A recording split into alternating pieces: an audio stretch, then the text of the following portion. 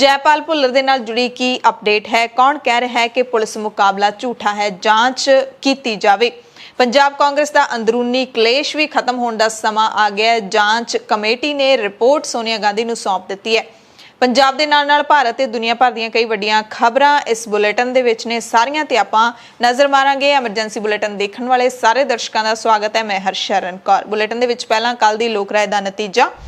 कल दी लोक राय सी खेतीबाड़ी मंत्री नरेंद्र तोमर ने कहा कि सरकार किसानों के नाल गलबात लई तैयार है, पर खेती कानून रद्द तो बिना कोई होर तजवीज़ लैके आओ। किसानों ने कहा है कोरा जवाब दिंदिआं कि कानून रद्द करन तो बिना कोई गलबात नहीं। 10.5% दर्शकों ने किसानों के इस स्टैंड दे नाल सहमति नहीं जताई, बल्कि 90% दर्शकों ने सहमति जताई है। उन्होंने लगता है कि किसान सही कह रहे हैं। अज की लोक राय। पंजाब ते पश्चिमी बंगाल की पुलिस ने कल 2 पंजाबी गैंगस्टरां नूं पुलिस मुकाबले दे विच मौत दे घाट उतार दिता है।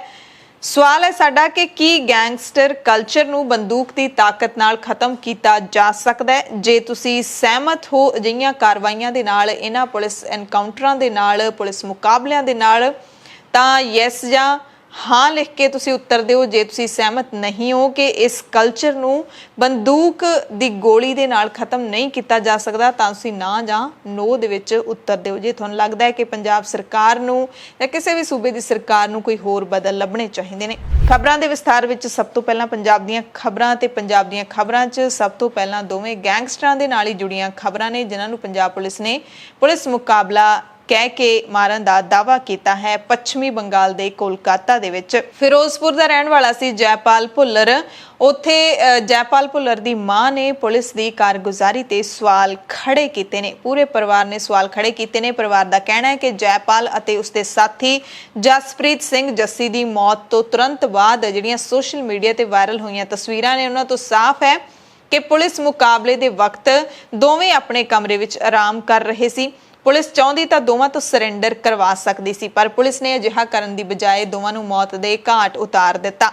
परिवार ने पश्चिमी बंगाल की मुख्यमंत्री ममता बनर्जी कोल हुण अपील की है कि इस मुकाबले की उच्च पद्धरी जांच करवाई जाए। जयपाल के परिवार के कुछ लोग उसकी देह नूं फिरोजपुर लियाउण वास्ते भी रवाना होए ते फिरोजपुर लिया के अंतिम संस्कार किया जाऊगा। जयपाल के घरे भी सारा दिन मीडिया की भीड़ लगी रही। मुहल्ले के कुछ लोग ते रिश्तेदार भी जयपाल की माता दे नाल अफसोस करन पहुंचे। जानकारी के मुताबिक जयपाल का जिहड़ा घर है फिरोजपुर दे विच आम तौर ते बंद ही देखा जाता सी। घर नूं ताले वजे रहिंदे सी, क्योंकि जयपाल भुल्लर ने जदों तो इस अपराध की दुनिया दे विच पैर धरिया सी, उदों तो परिवार वालियां दा जीउणा भी मुश्किल तां कर दिंदी है पुलिस। इस करके परिवार वालियां ने कित्थे रहना शुरू किया जां फिर किन्ना टाइम इत्थे आउंदे सी, इस बारे कोई जानकारी नहीं, पर आम लोकां दे मुताबिक इत्थे ताले ही लगे रहिंदे सी। जयपाल दा असल नाम मनजीत सिंह सी ते उसके खिलाफ 50 के करीब अपराधिक मामले दर्ज सन। जयपाल दी मां ने दस्सिया कि पिछले 8 सालों तो कदे भी मां दा पुत जयपाल दे नाल संपर्क नहीं होया सी। उधर जयपाल भुल्लर और जसप्रीत जस्सी नूं पनाह देण वाले व्यक्ति नूं मोहाली अदालत दे विच पेश किया गया। भरत कुमार नाम के व्यक्ति ने दोवां दे लई कलकत्ते विच रहण दा इंतजाम किया सी। भरत नूं 7 दिनां दे पुलिस रिमांड ते भेज दिता गया है। पुलिस के मुताबिक भरत की निशानदेही ते ही दोवां दा एनकाउंटर होया सी। भरत कोलों हुण पुछगिछ की जाएगी कि जस्सी किन्ने समय तो कलकत्ता विच, जयपाल ते जस्सी किन्ने समय तो कलकत्ते च रह रहे सी, जयपाल दा किहड़े-किहड़े लोकां दे नाल कनैक्शन सी, भरत दा जयपाल दे नाल की कनैक्शन सी, इस बारे पुलिस के वल्लों पुछगिछ की जा सकती है। पंजाब के डीजीपी दिनकर गुप्ता ने कहा है कि भरत कुमार नाम के आदमी नूं फड़ के ही जिहड़ी जानकारी हासिल की सी, जो दिल्ली नूं जा रहा सी, इसे व्यक्ति तो पता लग्या सी कि गैंगस्टर किहड़ी थां ते रह रहे ने। जसप्रीत जस्सी ते भी 5 लाख रुपए के इनाम का ऐलान सी। पंजाब के डीजीपी दिनकर गुप्ता ने जिवें इस सारे एनकाउंटर की कहानी सुनाई है, उहदे विच उन्होंने दस्सिया है कि एक कार है जिहड़ी काले रंग की, सब तो अहम कड़ी साबित हुई है इन्हां तक पहुंचण दी, जिस ते पश्चिमी बंगाल का नंबर दर्ज सी। एक व्यक्ति जिहड़ा भरत है उस दे जरिए फिर पता लग्या कि 1 महीने तो कलकत्ते दे विच लुके हुए सी। डीजीपी ने दस्सिया कि दोपहरे 3:30 बजे बंगाल पुलिस की टीम कोलकाता के न्यू टाउन इलाके विच पहुंची सी, जिथे दोवें गैंगस्टर मौजूद सन ते मुकाबला होया फिर दोवां धिरां दे विचाले। ਇਹ ਦਾਵਾ ਕਰ ਰਹੀ ਹੈ ਪੁਲਿਸ ਕਿ ਅਸੀਂ ਉਹਨਾਂ ਨੂੰ ਸਰੈਂਡਰ ਕਰਨ ਦੇ ਲਈ ਕਿਹਾ ਸੀ, ਪਰ ਉਹਨਾਂ ਨੇ ਅੱਗੋਂ ਗੋਲੀਆਂ ਚਲਾਉਣੀਆਂ ਸ਼ੁਰੂ ਕਰ ਦਿੱਤੀਆਂ ਤਾਂ ਅਸੀਂ ਵੀ ਮੁਕਾਬਲੇ ਦੇ ਵਿੱਚ ਗੋਲੀਆਂ ਚਲਾਈਆਂ ਤੇ ਉਹ ਦੋਵੇਂ ਮਾਰੇ ਗਏ। ਸੋ ਇਸ ਪੂਰੇ ਪੁਲਿਸ ਮੁਕਾਬਲੇ ਦੇ ਦਰਮਿਆਨ ਦੋ ਸੂਬਿਆਂ ਦੀ ਪੁਲਿਸ ਹੁਣ ਕ੍ਰੈਡਿਟ ਵਾਰ ਦੀ ਹੋੜ ਦੇ ਵਿੱਚ ਹੈ। ਪੰਜਾਬ ਪੁਲਿਸ ਨੇ ਇਹ ਦਾਵਾ ਕੀਤਾ ਕਿ ਅਸੀਂ ਪੱਛਮੀ ਬੰਗਾਲ ਦੀ ਪੁਲਿਸ ਟੀਮ ਦੇ ਨਾਲ ਮਿਲ ਕੇ ਐਨਕਾਊਂਟਰ ਕੀਤਾ, ਜਦਕਿ ਹੁਣ ਕੋਲਕਾਤਾ ਪੁਲਿਸ ਦੇ STF ਦੇ ADG ਗੋਇਲ ਨੇ ਕਿਹਾ ਹੈ ਕਿ ਪੰਜਾਬ ਪੁਲਿਸ ਨੇ ਇਹਨਾਂ ਦੋਨਾਂ ਬਾਰੇ ਸਾਨੂੰ ਸੂਚਿਤ ਕੀਤਾ ਸੀ, ਪਰ ਛਾਪੇ ਦੌਰਾਨ ਪੰਜਾਬ ਪੁਲਿਸ ਦਾ ਕੋਈ ਵੀ ਅਧਿਕਾਰੀ ਉੱਥੇ ਮੌਜੂਦ ਨਹੀਂ ਸੀ, ਯਾਨੀ ਕਿ ਐਨਕਾਊਂਟਰ ਦੌਰਾਨ ਕੋਈ ਵੀ ਮੌਜੂਦ ਨਹੀਂ ਸੀ ਮੌਕੇ ਤੇ। ਉਹਨਾਂ ਦਾ ਕਹਿਣਾ ਕਿ ਮੁੱਠਭੇੜ ਹੋਣ ਤੋਂ ਬਾਅਦ ਪੰਜਾਬ ਪੁਲਿਸ ਦੀ ਇੱਕ ਟੀਮ ਬੁੱਧਵਾਰ ਰਾਤ ਨੂੰ ਕਲਕੱਤੇ ਪਹੁੰਚੀ ਹੈ। ਉਸ ਫਲੈਟ ਚੋਂ 7 ਲੱਖ ਰੁਪਏ ਨਕਦੀ, ਕਈ ਹਥਿਆਰ ਤੇ ਗੋਲਾ ਬਾਰੂਦ ਬਰਾਮਦ ਹੋਏ ਨੇ। ਪੱਛਮੀ ਬੰਗਾਲ ਪੁਲਿਸ ਦਾ ਦਾਵਾ ਹੈ, ਗੋਇਲ ਨੇ ਕਿਹਾ ਕਿ ਅਸੀਂ ਉਹਨਾਂ ਦੋਵਾਂ ਨੂੰ ਗ੍ਰਿਫਤਾਰ ਕਰਨਾ ਚਾਹੁੰਦੇ ਸੀ ਤੇ ਅਸੀਂ ਉਹਨਾਂ ਨੂੰ ਆਤਮ ਸਮਰਪਣ ਕਰਨ ਦੇ ਲਈ ਵੀ ਕਿਹਾ ਸੀ, ਪਰ ਉਹ ਗੋਲੀਆਂ ਚਲਾਉਣ ਲੱਗੇ ਤੇ ਮਜਬੂਰੀ ਵਸ ਸਾਨੂੰ ਵੀ ਗੋਲੀਆਂ ਚਲਾਉਣੀਆਂ ਪਈਆਂ ਤੇ ਉਹ ਦੋਵੇਂ ਮਾਰੇ ਗਏ। ਸੋ ਪੱਛਮੀ ਬੰਗਾਲ ਪੁਲਿਸ ਨੇ ਆਪਣਾ ਦਾਵਾ ਕਰ ਦਿੱਤਾ ਹੈ, ਪੰਜਾਬ ਪੁਲਿਸ ਆਪਣਾ ਦਾਵਾ ਕਰ ਰਹੀ ਹੈ। ਹੁਣ ਇਹਦੇ 'ਚ ਸੱਚ ਕੀ ਹੈ, ਇਹ ਵੀ ਸਵਾਲ ਕਿਉਂਕਿ ਉੱਠ ਰਹੇ ਨੇ ਕਿ ਪੁਲਿਸ ਮੁਕਾਬਲਾ ਹੈ ਹੀ ਨਹੀਂ ਸੀ, ਸੁੱਤੇ ਪਿਆਂ ਨੂੰ ਮਾਰਿਆ ਗਿਆ ਜਾਂ ਕਹਿ ਲਈਏ ਕਿ ਕਮਰੇ 'ਚ ਆਰਾਮ ਕਰਦਿਆਂ ਨੂੰ ਮਾਰਿਆ ਗਿਆ, ਕਿਉਂਕਿ ਦਿਨ ਦਾ ਟਾਈਮ ਸੀ, ਨਹੀਂ ਵੀ ਸੁੱਤਾ ਹੁੰਦਾ ਇਨਸਾਨ। ਸੋ ਕੀ ਇਸ ਮਸਲੇ ਦੀ ਹੁਣ ਜਾਂਚ ਹੋ ਪਾਏਗੀ? ਕਿ ਇਹਨਾਂ ਮੌਤਾਂ ਦੀ ਜਾਂਚ ਕਦੇ ਵੀ ਹੋ ਪਾਏਗੀ? ਪਰਿਵਾਰ ਨੂੰ ਕਦੇ ਵੀ ਇਸ ਗੱਲ ਦੀ ਸੰਤੁਸ਼ਟੀ ਹੋ ਸਕੇਗੀ ਕਿ ਉਹਨਾਂ ਦਾ ਪੁੱਤਰ ਮਾਰਿਆ ਕਿਵੇਂ ਗਿਆ ਹੈ? ਦੋਵੇਂ ਸੂਬੇ ਦੀਆਂ ਪੁਲਿਸਾਂ ਆਪਣਾ ਦਾਵਾ ਕਰ ਰਹੀਆਂ ਨੇ ਤੇ ਪੱਛਮੀ ਬੰਗਾਲ ਦੀ ਮੁੱਖ ਮੰਤਰੀ ਮਮਤਾ ਬੈਨਰਜੀ ਦੇ ਸਿਰ ਤੇ ਹੈ ਕਿ ਉਹਨਾਂ ਨੇ ਪਰਿਵਾਰ ਦੀ ਮੰਗ ਨੂੰ ਸਵੀਕਾਰ ਕਰਨਾ ਹੈ ਜਾਂ ਫਿਰ ਨਹੀਂ ਕਰਨਾ। ਜੈਪਾਲ ਭੁੱਲਰ ਦੇ ਐਨਕਾਊਂਟਰ ਤੋਂ ਬਾਅਦ ਪ੍ਰਤੀਕਿਰਿਆਵਾਂ ਵੀ ਆ ਰਹੀਆਂ ਨੇ। ਜਿਹੜੇ ਮਾਰੇ ਗਏ ਪੁਲਿਸ ਮੁਲਾਜ਼ਮ ਸੀ ਉਹਨਾਂ ਦੇ ਪਰਿਵਾਰਾਂ ਨੇ ਵੀ ਸੰਤੁਸ਼ਟੀ ਜਤਾਈ ਹੈ। ASI ਦਲਵਿੰਦਰਜੀਤ ਸਿੰਘ ਦੀ ਪਤਨੀ ਨੇ ਕਿਹਾ ਕਿ ਅਜਿਹੇ ਗੈਂਗਸਟਰਾਂ ਦਾ ਇਹੀ ਹਸ਼ਰ ਹੋਣਾ ਚਾਹੀਦਾ ਹੈ। ਪੁਲਿਸ ਦਾ ਧੰਨਵਾਦ ਕਰਦਿਆਂ ਕਿਹਾ ਕਿ ਜੋ ਮਾੜਾ ਕੰਮ ਹੁੰਦਾ ਉਸ ਦਾ ਨਤੀਜਾ ਵੀ ਮਾੜਾ ਹੁੰਦਾ। ਮੈਂ ਪੁਲਿਸ ਪ੍ਰਸ਼ਾਸਨ ਨੂੰ ਸਲੂਟ ਕਰਦੀ ਹਾਂ ਜਿਨ੍ਹਾਂ ਨੇ ਇੰਨੀ ਛੇਤੀ ਨਿਆਂ ਕਰ ਦਿੱਤਾ। ਧਿਆਨ ਸਿੰਘ ਮੰਡ ਜਿਹੜੇ ਕਿ ਮੁਤਵਾਜ਼ੀ ਜਥੇਦਾਰ ਨੇ ਸ਼੍ਰੀ ਅਕਾਲ ਤਖਤ ਸਾਹਿਬ ਦੇ ਸਰਬੱਤ ਖਾਲਸਾ ਦੇ ਵੱਲੋਂ ਥਾਪੇ ਗਏ ਨੇ, ਉਹ ਫਿਰੋਜ਼ਪੁਰ ਦੇ ਵਿੱਚ ਜੈਪਾਲ ਦੇ ਘਰ ਪਹੁੰਚੇ, ਅਫਸੋਸ ਕਰਨ ਦੇ ਲਈ ਪਹੁੰਚੇ। ਕਹਿੰਦੇ ਜੈਪਾਲ ਭੁੱਲਰ ਬਹੁਤ ਸਿਆਣਾ ਤੇ ਸੁਲਝਿਆ ਹੋਇਆ ਬੱਚਾ ਸੀ, ਅਸੀਂ ਕਦੇ ਉਸ ਨੂੰ ਸ਼ਰਾਰਤ ਕਰਦੇ ਵੀ ਨਹੀਂ ਵੇਖਿਆ ਸੀ, ਬਹੁਤ ਹੋਣਹਾਰ ਸੀ, ਮੈਨੂੰ ਮਾਮਾ ਜੀ ਕਹਿ ਕੇ ਬੁਲਾਉਂਦਾ ਸੀ। ਜਦੋਂ ਉਸ ਦੀ ਮੌਤ ਦੀ ਖਬਰ ਅਸੀਂ ਸੁਣੀ ਤਾਂ ਇੱਕਦਮ ਝਟਕਾ ਲੱਗਿਆ, ਸਾਨੂੰ ਮੌਤ ਤੇ ਅਫਸੋਸ ਹੈ। ਉਹਨਾਂ ਕਿਹਾ ਕਿ ਬੱਚੇ ਕਦੇ ਵੀ ਗਲਤ ਸੰਗਤ ਵਿੱਚ ਪੈ ਸਕਦੇ ਨੇ, ਉਹਨਾਂ ਨੂੰ ਮਾਪਿਆਂ ਨੇ ਸਾਂਭਣਾ ਹੁੰਦਾ ਹੈ ਤੇ ਸਰਕਾਰਾਂ ਨੇ ਸਾਂਭਣਾ ਹੁੰਦਾ ਹੈ। ਇਹੋ ਜਿਹਾ ਮਾਹੌਲ ਨੌਜਵਾਨਾਂ ਨੂੰ ਦੇਣਾ ਹੁੰਦਾ ਹੈ ਤਾਂ ਕਿ ਉਹ ਗਲਤ ਰਾਹ ਤੇ ਨਾ ਪੈ ਜਾਣ। ਧਿਆਨ ਸਿੰਘ ਮੰਡ ਨੇ ਕਿਹਾ ਕਿ ਸਰਕਾਰਾਂ ਦੀ ਗਲਤੀ ਹੈ, ਉਹਨਾਂ ਨੇ ਆਪਣੇ ਯੂਥ ਨੂੰ ਸੰਭਾਲਿਆ ਨਹੀਂ, ਕੋਈ ਨਸ਼ਿਆਂ 'ਚ ਡੁੱਬ ਗਿਆ, ਕੋਈ ਗੈਂਗਸਟਰ ਬਣ ਗਿਆ। ਸਰਕਾਰਾਂ ਦੀ ਨਲਾਇਕੀ ਪੂਰੀ ਸਾਹਮਣੇ ਆਈ ਹੈ। ਪੰਜਾਬ ਯੂਥ ਕਾਂਗਰਸ ਦੇ ਪ੍ਰਧਾਨ ਬਰਿੰਦਰ ਸਿੰਘ ਢਿੱਲੋਂ ਨੇ ਕਿਹਾ ਕਿ ਪੰਜਾਬ ਨੇ ਆਪਣੇ ਸਪੋਰਟਸਮੈਨ ਪੁੱਤ ਤੇ ਹੁਣ ਗੈਂਗਸਟਰ ਨੂੰ ਗਵਾ ਦਿੱਤਾ ਹੈ। ਜੈਪਾਲ ਨੇ ਜ਼ਿੰਦਗੀ ਦੀ ਸ਼ੁਰੂਆਤ ਵਿੱਚ ਇਹ ਨਹੀਂ ਸੋਚਿਆ ਸੀ ਕਿ ਉਹਨੇ ਗੈਂਗਸਟਰ ਬਣਨਾ ਹੈ, ਪਰ ਜਿਹੜੇ ਹਾਲਾਤਾਂ ਕਰਕੇ ਉਹ ਇਸ ਰਾਹ ਤੇ ਚੱਲੇ, ਉਹਨਾਂ ਨੂੰ ਵੀ ਨਹੀਂ ਪਤਾ ਸੀ ਕਿ ਉਹਨਾਂ ਦਾ ਅੰਤ ਇਹ ਹੋਣਾ ਹੈ, ਪਰ ਉਹ ਇਸ ਦਲਦਲ ਦੇ ਵਿੱਚ ਧੱਸਦੇ ਗਏ। ਉਹਨਾਂ ਨੂੰ ਪਤਾ ਸੀ ਜਦੋਂ ਸਾਡਾ ਅੰਤ ਆਵੇਗਾ ਤਾਂ ਜਾਂ ਤਾਂ ਸਾਨੂੰ ਜੇਲ੍ਹ ਹੋਵੇਗੀ ਜਾਂ ਸਾਡੀ ਮੌਤ ਹੋਵੇਗੀ। ਉਹ ਕਹਿੰਦੇ ਗਾਣਿਆਂ ਦੇ ਵਿੱਚ ਜਦੋਂ ਅਜਿਹੀਆਂ ਚੀਜ਼ਾਂ ਨੂੰ ਉਭਾਰਿਆ ਜਾਂਦਾ ਹੈ ਤਾਂ ਨੌਜਵਾਨ ਇਹਨਾਂ ਦੀ ਰਾਹ ਤੇ ਚੱਲਦੇ ਨੇ। ਗੈਂਗਸਟਰਾਂ ਦੀ ਜ਼ਿੰਦਗੀ ਬਹੁਤ ਛੋਟੀ ਹੁੰਦੀ ਹੈ। ਜੈਪਾਲ ਭੁੱਲਰ ਦਾ ਅਸਲੀ ਨਾਮ ਮਨਜੀਤ ਸਿੰਘ ਸੀ। ਪੰਜਾਬ ਪੁਲਿਸ ਦੇ ਰਿਟਾਇਰਡ ਮੁਲਾਜ਼ਮ ਦਾ ਪੁੱਤਰ ਸੀ। 2003 ਵਿੱਚ ਲੁਧਿਆਣਾ ਦੀ ਸਪੋਰਟਸ ਅਕੈਡਮੀ ਵਿੱਚ ਦਾਖਲ ਹੋਇਆ ਸੀ। ਹੈਮਰ ਥਰੋ ਦਾ ਖਿਡਾਰੀ ਸੀ। ਅਕੈਡਮੀ ਵਿੱਚ ਹੀ ਉਸਦੀ ਬਚਪਨ ਦੇ ਦੋਸਤ ਅਮਨਦੀਪ ਸਿੰਘ ਉਰਫ ਹੈਪੀ ਦੇ ਨਾਲ ਮੁਲਾਕਾਤ ਹੋਈ। ਹੈਪੀ ਦੇ ਪਿਤਾ ਵੀ ਰਿਟਾਇਰਡ ASI ਸਨ। ਹੈਪੀ ਬਾਡੀ ਬਿਲਡਰ ਸੀ। ਉਹ ਪਹਿਲਾਂ ਹੀ ਅਪਰਾਧ ਦੀ ਦੁਨੀਆ ਵਿੱਚ ਪੈਰ ਧਰ ਚੁੱਕਿਆ ਸੀ ਤੇ 2004 ਦੇ ਵਿੱਚ ਪਹਿਲੀ ਵਾਰੀ ਜੈਪਾਲ ਕ੍ਰਾਈਮ ਦੀ ਦੁਨੀਆ ਵਿੱਚ ਵੜਿਆ। ਉਹਨਾਂ ਦੇ ਗੈਂਗ ਵਿੱਚ ਜ਼ਿਆਦਾਤਰ ਖਿਡਾਰੀ ਤੇ ਪੁਲਿਸ ਪਰਿਵਾਰਾਂ ਨਾਲ ਸੰਬੰਧ ਰੱਖਣ ਵਾਲੇ ਨੌਜਵਾਨ ਹੀ ਸਨ। ਸ਼ੇਰਾ, ਜੈਪਾਲ, ਰਾਜਾ ਇਹਨਾਂ ਨੇ ਮਿਲ ਕੇ ਹਾਈਵੇ ਲੁਟੇਰਿਆਂ ਦਾ ਗੈਂਗ ਬਣਾਇਆ। 2009 ਦੇ ਵਿੱਚ ਪੰਜਾਬ ਤੋਂ ਲੈ ਕੇ ਹਰਿਆਣਾ ਤੱਕ ਲੁੱਟ ਡਕੈਤੀ ਦੀਆਂ ਵਾਰਦਾਤਾਂ ਨੂੰ ਅੰਜਾਮ ਦਿੱਤਾ, ਪਰ ਕਿਸ ਦੀ ਸ਼ਹਿ ਤੇ ਕਿਤੇ ਵੀ ਮਾੜੀ ਮੋਟੀ ਲੁੱਟ ਹੁੰਦੀ ਹੈ ਪੁਲਿਸ ਉਸ ਨੂੰ ਤੁਰੰਤ ਦਬੋਚ ਲੈਂਦੀ ਹੈ ਤੇ ਇੰਨੀਆਂ ਵੱਡੀਆਂ ਜੇ ਡਕੈਤੀਆਂ ਕਰਦੇ ਸੀ ਤਾਂ ਕਿਸ ਦੀ ਸ਼ਹਿ ਤੇ ਸਿੱਧਾ ਕਨੈਕਸ਼ਨ ਸਿਆਸਤਦਾਨਾਂ ਦੇ ਨਾਲ ਜੁੜਦਾ ਹੈ ਤੇ ਪੁਲਿਸ ਦੀਆਂ ਜਿਹੜੀਆਂ ਛਾਵਾਂ ਨੇ ਉਹ ਉਹਨਾਂ ਇਨਸਾਨਾਂ ਨੂੰ ਜ਼ਰੂਰ ਹੁੰਦੀਆਂ ਨੇ ਜਿਨ੍ਹਾਂ ਦੇ ਨਾਲ ਸਿਆਸਤਦਾਨਾਂ ਦੇ ਕਨੈਕਸ਼ਨ ਹੁੰਦੇ ਨੇ। 2009 ਦੇ ਵਿੱਚ ਰਾਜਾ ਤੇ ਗੈਂਗ ਦੇ ਕੁਝ ਸਾਥੀ ਪੰਚਕੂਲਾ ਦੇ ਵਿੱਚ ਗ੍ਰਿਫਤਾਰ ਹੋਏ ਸੀ। 2009 ਦੇ ਵਿੱਚ ਜੈਪਾਲ ਵੀ ਗ੍ਰਿਫਤਾਰ ਹੋਇਆ ਸੀ। ਇਹਨਾਂ ਨੂੰ ਪੰਜਾਬ ਪੁਲਿਸ ਹਰਿਆਣਾ, ਦਿੱਲੀ ਸਮੇਤ 27 ਥਾਣਿਆਂ ਦੇ ਵਿੱਚ ਰੱਖਿਆ ਗਿਆ। ਗਵਾਹਾਂ ਦੇ ਪਿੱਛੇ ਹਟਣ ਕਰਕੇ ਜ਼ਮਾਨਤਾਂ ਹੋ ਗਈਆਂ ਤੇ ਬਰੀ ਹੋ ਗਏ। ਇਹ ਵੀ ਜਾਣਕਾਰੀ ਮਿਲੀ ਹੈ ਕਿ ਜੈਪਾਲ ਨੇ ਕਦੇ ਵੀ ਫੋਨ ਦਾ ਇਸਤੇਮਾਲ ਨਹੀਂ ਕੀਤਾ ਸੀ ਤੇ ਜੈਪਾਲ ਦੇ ਨਾਲ ਜਿਹੜਾ ਜਸਪ੍ਰੀਤ ਸਿੰਘ ਜੱਸੀ ਨੌਜਵਾਨ ਮਾਰਿਆ ਗਿਆ ਉਹ ਖਰੜ ਦਾ ਰਹਿਣ ਵਾਲਾ ਸੀ। ਪੰਜਾਬ ਕਾਂਗਰਸ ਦੀ ਖਾਨਾ ਜੰਗੀ ਦੀ ਗੱਲ ਕਰ ਲਈਏ ਤਾਂ ਕੇਂਦਰ ਦੀ ਜਿਹੜੀ 3 ਮੈਂਬਰੀ ਕਮੇਟੀ ਹੈ ਹਾਈ ਪਾਵਰ ਕਮੇਟੀ ਉਸਨੇ ਪਾਰਟੀ ਪ੍ਰਧਾਨ ਸੋਨੀਆ ਗਾਂਧੀ ਨੂੰ ਰਿਪੋਰਟ ਸੌਂਪ ਦਿੱਤੀ ਹੈ।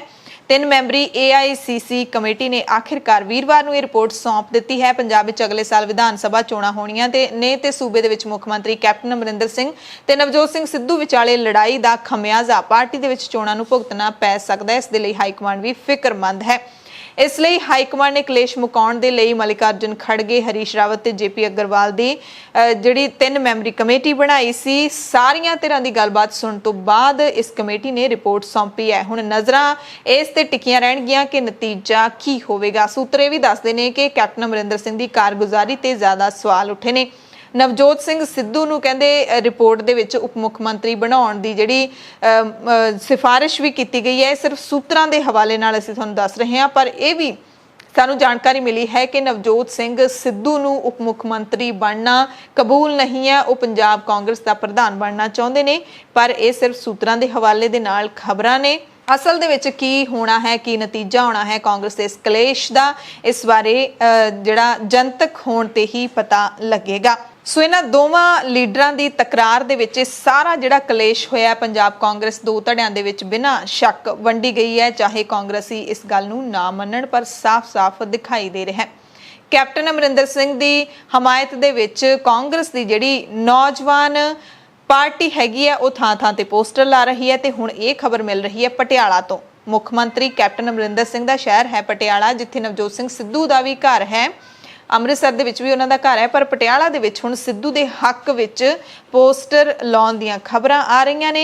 ਇਹਨਾਂ ਪੋਸਟਰਾਂ ਦੇ ਵਿੱਚ ਖਾਸ ਗੱਲ ਇਹ ਹੈ ਕਿ ਫਲੈਕਸਾਂ ਦੇ ਵਿੱਚ ਕੈਪਟਨ ਅਮਰਿੰਦਰ ਸਿੰਘ ਦੀ ਫੋਟੋ ਨਹੀਂ ਲੱਗੀ। ਸਿੱਧੂ ਦੇ ਹੱਕ ਵਿੱਚ ਨੌਜਵਾਨ ਸਮਰਥਕਾਂ ਨੇ ਪਟਿਆਲਾ ਸ਼ਹਿਰ ਵਿੱਚ ਵੱਡੇ ਫਲੈਕਸ ਬੋਰਡ ਲਾ ਕੇ ਦੱਸਿਆ ਕਿ ਸਿੱਧੂ ਦੇ ਨਾਲ ਸਾਰਾ ਪੰਜਾਬ ਖੜਾ ਹੈ। ਨੌਜਵਾਨਾਂ ਨੇ ਸਿੱਧੂ ਜੋੜੇ ਦੀ ਫੋਟੋ ਵਾਲੀਆਂ ਟੀ-ਸ਼ਰਟਾਂ ਵੀ ਪਾਈਆਂ ਹੋਈਆਂ ਸੀ। ਨੌਜਵਾਨ ਲੀਡਰ ਸੈਰੀ ਰਿਆੜ ਨੇ ਦੱਸਿਆ ਕਿ ਅਸੀਂ ਸਾਰੇ ਪੰਜਾਬ ਦੇ ਵਿੱਚ ਬੂਟੇ ਲਾ ਰਹੇ ਹਾਂ ਤੇ ਨੌਜਵਾਨਾਂ ਨੂੰ ਸਿੱਧੂ ਦੇ ਹੱਕ ਵਿੱਚ ਲਾਮਬੰਦ ਕਰਾਂਗੇ। ਸੋ ਹੁਣ ਪੰਜਾਬ ਦੇ ਵਿੱਚ ਪੋਸਟਰ ਵਾਰ ਸ਼ੁਰੂ ਹੋ ਗਈ ਹੈ ਤੇ ਇਸ ਪੋਸਟਰ ਵਾਰ ਦੇ ਉੱਤੇ ਆਮ ਆਦਮੀ ਪਾਰਟੀ ਵੀ ਆਪਣੀ ਸਿਆਸਤ ਚਮਕਾ ਰਹੀ ਹੈ। ਬਰਨਾਲਾ ਹਲਕੇ ਤੋਂ ਵਿਧਾਨ ਸਭਾ ਮੈਂਬਰ ਮੀਤ ਹੇਅਰ ਨੇ ਕਿਹਾ ਕਿ ਕਾਂਗਰਸੀ ਪੰਜਾਬ ਦੇ ਵਿੱਚ ਥਾਂ-ਥਾਂ ਤੇ ਬੋਰਡ ਲਵਾ ਰਹੇ ਨੇ ਕਿ ਪੰਜਾਬ ਦਾ ਇੱਕੋ ਹੀ ਕੈਪਟਨ ਹੈ, ਕੈਪਟਨ ਅਮਰਿੰਦਰ ਸਿੰਘ। ਉਹਨਾਂ ਕਿਹਾ ਕਿ ਕੈਪਟਨ ਪੰਜਾਬ ਦਾ ਨਹੀਂ, ਸਿਰਫ ਕਾਂਗਰਸੀਆਂ ਦਾ ਕੈਪਟਨ ਹੈ, ਪੰਜਾਬੀਆਂ ਦਾ ਕੈਪਟਨ ਨਹੀਂ ਹੈ। ਕੈਪਟਨ ਨੇ ਪੰਜਾਬ ਦੇ ਲੋਕਾਂ ਲਈ ਕੀਤਾ ਹੀ ਕੀ ਹੈ ਜੋ ਪੰਜਾਬ ਦੇ ਕੈਪਟਨ ਨੇ।